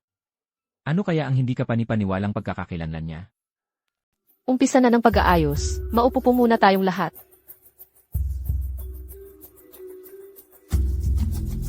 Tungkol sa kaso ng hindi pagkakasundo sa paghahati ng ari-arian. Dahil sa diborsyo ni na Su Hongmei at Su Ziyu, magpapatuloy na tayo sa pag-aayos. Su Hongmei, ikay magsalita. Noong sila'y mag-asawa pa, itinago ni Zhu Ziyu ang maling relasyon niya kay Sheng Xinran. Ang bahay na regalo ni Sheng Xinran ay malinaw na nakuha bilang biglang yaman noong sila'y mag-asawa pa. Ayon sa mga kaugnay na interpretasyon ng batas sa pag-aasawa, ito ay kabilang sa ari-arian ng mag-asawang Zhu Ziyu at Su Hongmei. Tama. Nangangaliwa si Zhu Ziyu noong sila'y mag-asawa pa. Dapat siyang maiwanang walang-wala. Ang bahay na yon ay dapat mapunta kay Su Hongmei. Higit pa rito, ang kita ni Zhu Ziyu sa pagde-deliver ng pagkain pagkatapos ng kasal ay itinuturing ding ari-arian ng mag-asawa. Pero itinago niya ito ng palihim na nagsasabing wala siyang pera. Ito ay sinadyang pagtatago. Oo, sinadya niya akong lokohin. Pagkatapos ng mahigit isang dekada ng pagsasama, nagpakapagod ako para sa pamilyang ito. Siya naman, nagpapakasasa sa labas, at humahabol sa mas bata. Kailangan kong makuha ang bahay na iyon. Mukhang nagsasabi ng totoo si Su Hongmei. Ang lakas ng kanyang apetito. Hindi rin basta-basta si Wu Chande. Tingnan natin kung paano niya haharapin ito. Tagapamagitan, sinasabi ni na Su Hongmei at ng iba pa, na ang villa ay hindi inaasahang nakuha sa kasal. Kalakaran yan. Ito ang declaration of gift mula kay Sheng Xinran. Nangyari ang pagbibigay sa ikatlong araw matapos ang diborsyo ni Emma Zhu. Ayon sa marriage law, sinasabi ng Article 657 na ang isang kontrata ng regalo na malinaw na tumutukoy ng ari-arian na pag-aari lamang ng isang partido ay itinuturing na personal na ari-arian. Emma Zhu, mali pa nga ang mga petsang sinasabi mo. At naglakas loob ka pang magsalita tungkol sa batas dito. Peke. Ito ay bagay na kanilang pinagplanuhan at ginawang peke. Nakipag-ugnayan lang si Zhou Ziyu kay Sheng Xinran matapos ang diborsyo. Ang villang ito ay binili gamit ang aming pinagsamang ari-arian. Tungkol naman sa kita ni Zhu Ziyu sa pagde-deliver ng pagkain, tiyak na itinago niya ito ng palihim para bilhin ang villa. Mag-iipon para sa isang villa sa pagde-deliver ng pagkain. Nababaliw na ba siya? At ang katulad niya ay pumunta pa para sa pagmamagitan. Ikaw nagsasalita ka ng kalokohan. Anong klaseng mga tao kayong dalawa? Alam ba ninyo ang katotohanan? Nagsasalita kayo ng kalokohan dito. Ano ba ang pinagsasasabi mo? Problema nila yan. Emma Zhu, Emma Zhang, marahil dapat niyong tingnan ang mga ito, mga talaan kung saan napunta ang sobra. Tagapamagitan. Ito ay para sa matrikula ni Su Xiaozhuang sa pribadong paaralan. Ito ang beauty salon card ni Su Hongmei at ang talaan ng paglalagay ng pera dito. At ito naman ang mga buwan ng talaan ng pagbabayad. Sa madaling salita, lahat ng perang kinita ni Emma Zhu ay ginugol sa kanya at sa kanyang anak. Tungkol naman sa kanyang sarili, hindi man lang siya bibili ng isang damit na nagkakahalaga ng $100. Ang hirap ng pinagdaanan ni Zhou Ziyu. Halos isa na siyang model worker. Sina Su Hongmei at ang kanyang anak ay napakasakim. Ginawa niya yon ng kusa. Natural lang para sa isang stepfather na suportahan ang kanyang stepson. Ano ang problema doon? Ngayong maayos na ang lagay ni Zhou Ziyu. Gusto na niyang umiwas dito. Huwag mong isiping magagamit mo ang mga talaan ng transaksyong ito para itaboy ako at ang aking anak. Hayaan mong sabihin ko sa iyo, hindi pwede. Hindi ko kailanman binalak na umiwas sa anuman. Ngunit hindi ko rin papayagan na sir-on ako. Attorney Wu, pakipatugtog, ang sasabihin ng mga kapitbahay. Tingnan mo ito. Habang wala si Ziyu sa pagde-deliver ng pagkain, madalas mag-uwi ng lalaki sa bahay si Su Hongmei. Mukhang boss niya. Ang pangalan ay Zhang Zhenshu. Minsan, nakita ko sila ng sarili kong mga mata, nagyayakapan at nagkakandong sa balkonahe. Si Zhu Ziyu pa ang nagluto ng hapunan para sa kanila nang makauwi. Kasinungalingan yan. Binayaran siya ni Zhou Ziyu. Matandang bruha ka. May mas direktang ebidensya pa ako.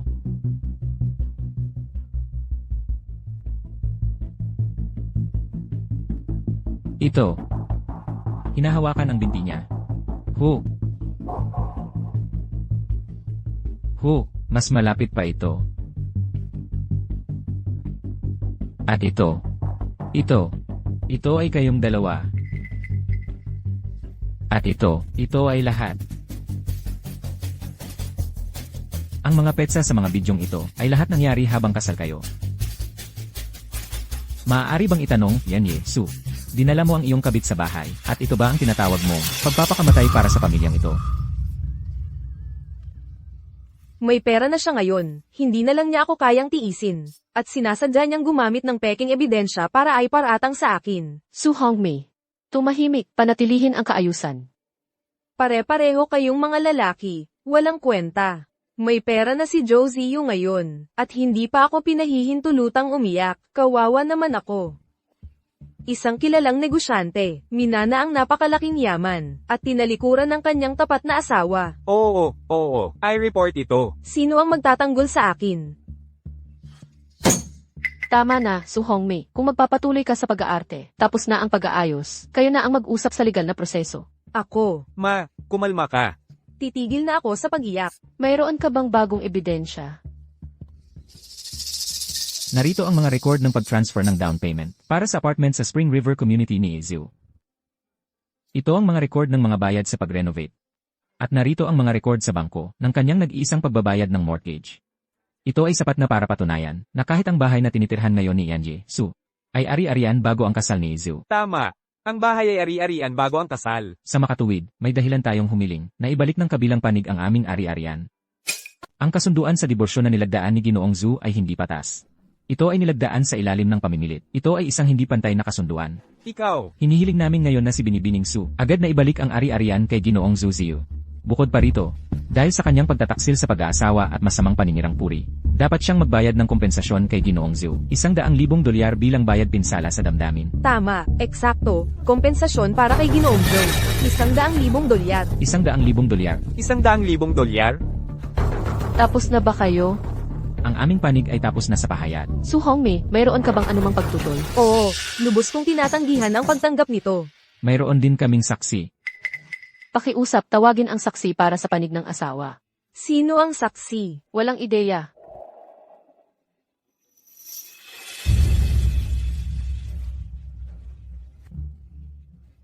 Ikaw, nanay.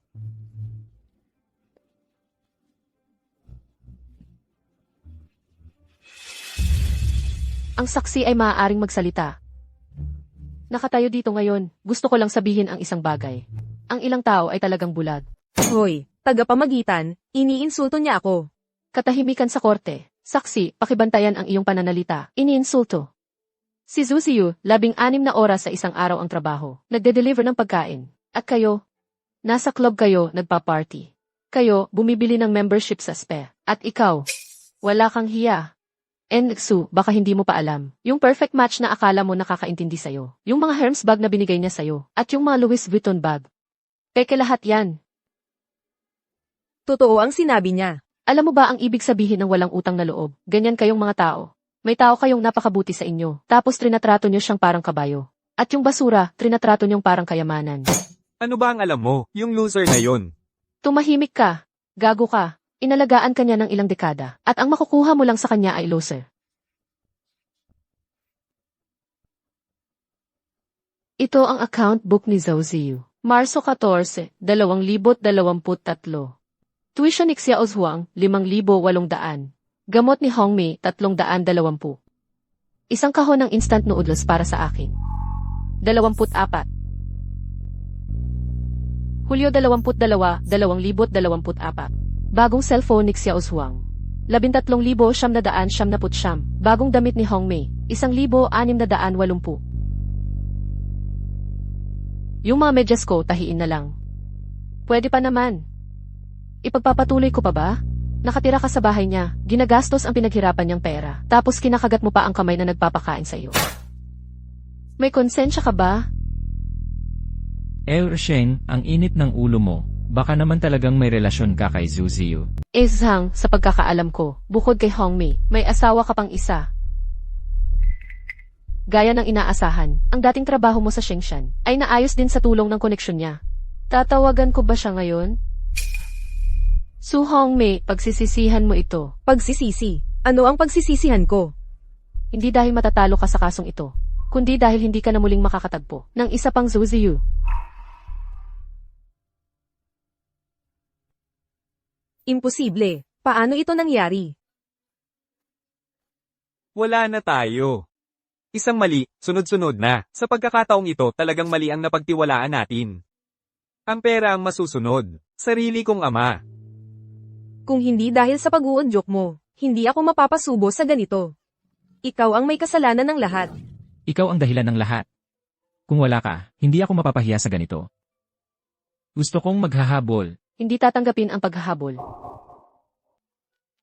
Ngayon, ang bagong chairman ng Shanghai Group, si Josio, upang magbalik sa lipunan, Sos Mariosep, nag-donate si Chairman Zozio ng 200 milyong dolyar. ay nag-inject ng 200 milyong dolyar sa charity foundation ng lungsod. Upang alagaan at tulungan ang mga may kapansanan. Hoy! Hoy! Bakit mo ninanakaw ang gamit ko? Eh ano naman kung ginawa ko? Bagbogan kita, Anak, nanay. siya nga talaga ang chairman ng Shanghai Group. Josie Yu. Paano nangyari yun? Hindi yan tama. Delivery guy lang siya. Wala na tayo. Talagang wala na. Nanay, mali ang napili kong tatay. Anak, mali rin ang napili kong lalaki. Napili ko ang maling kabayo.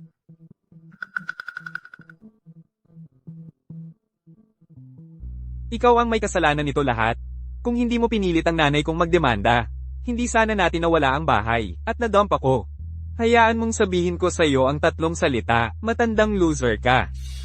Batugan ka, ano nung sinabi mo? Sino ba ang gustong mabawi ang villa? At sinabihan akong maghanap ng idedemanda. Ngayon, wala na akong silbi sa'yo. Kung hindi mo ako inakit noon, nagkamali kaya ako.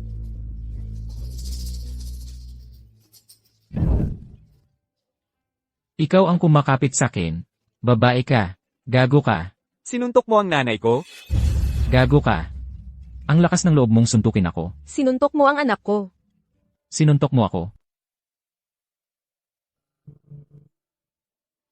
Ziyu, tingnan mo, mga larawan mo noong araw na nagde-deliver ka ng pagkain, ay hinukay ng mga netizen. Nakaabot pa nga sa hot search list. Nakilala pa nila ako? Alam mo ba kung bakit kanila gusto? Hindi dahil sa estado o posisyon mo, dahil ito sa ugali mo.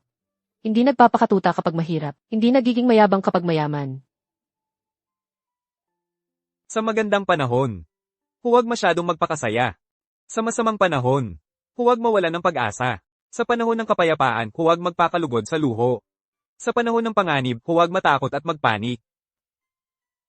Ang taong pusong puno ng kulog ngunit mukhang tahimik na lawa, ay karapat-dapat maging isang dakilang general. Wow, Ziyu, ang galing-galing mo. Kakabasa ko lang yan. Ngayong naayos na ang lahat, paano naman tayo? Paano naman tayo? Ito ang ating kasunduan sa pagpapakasal, inayos bago pa tayo ipinanganak. At ang jade pendant na ito ay hustong tumutugma sa iyo. Ito. Ha, dahil ba tumatanda ka na, at hindi mo na kaya? Ha? Hindi ko kaya?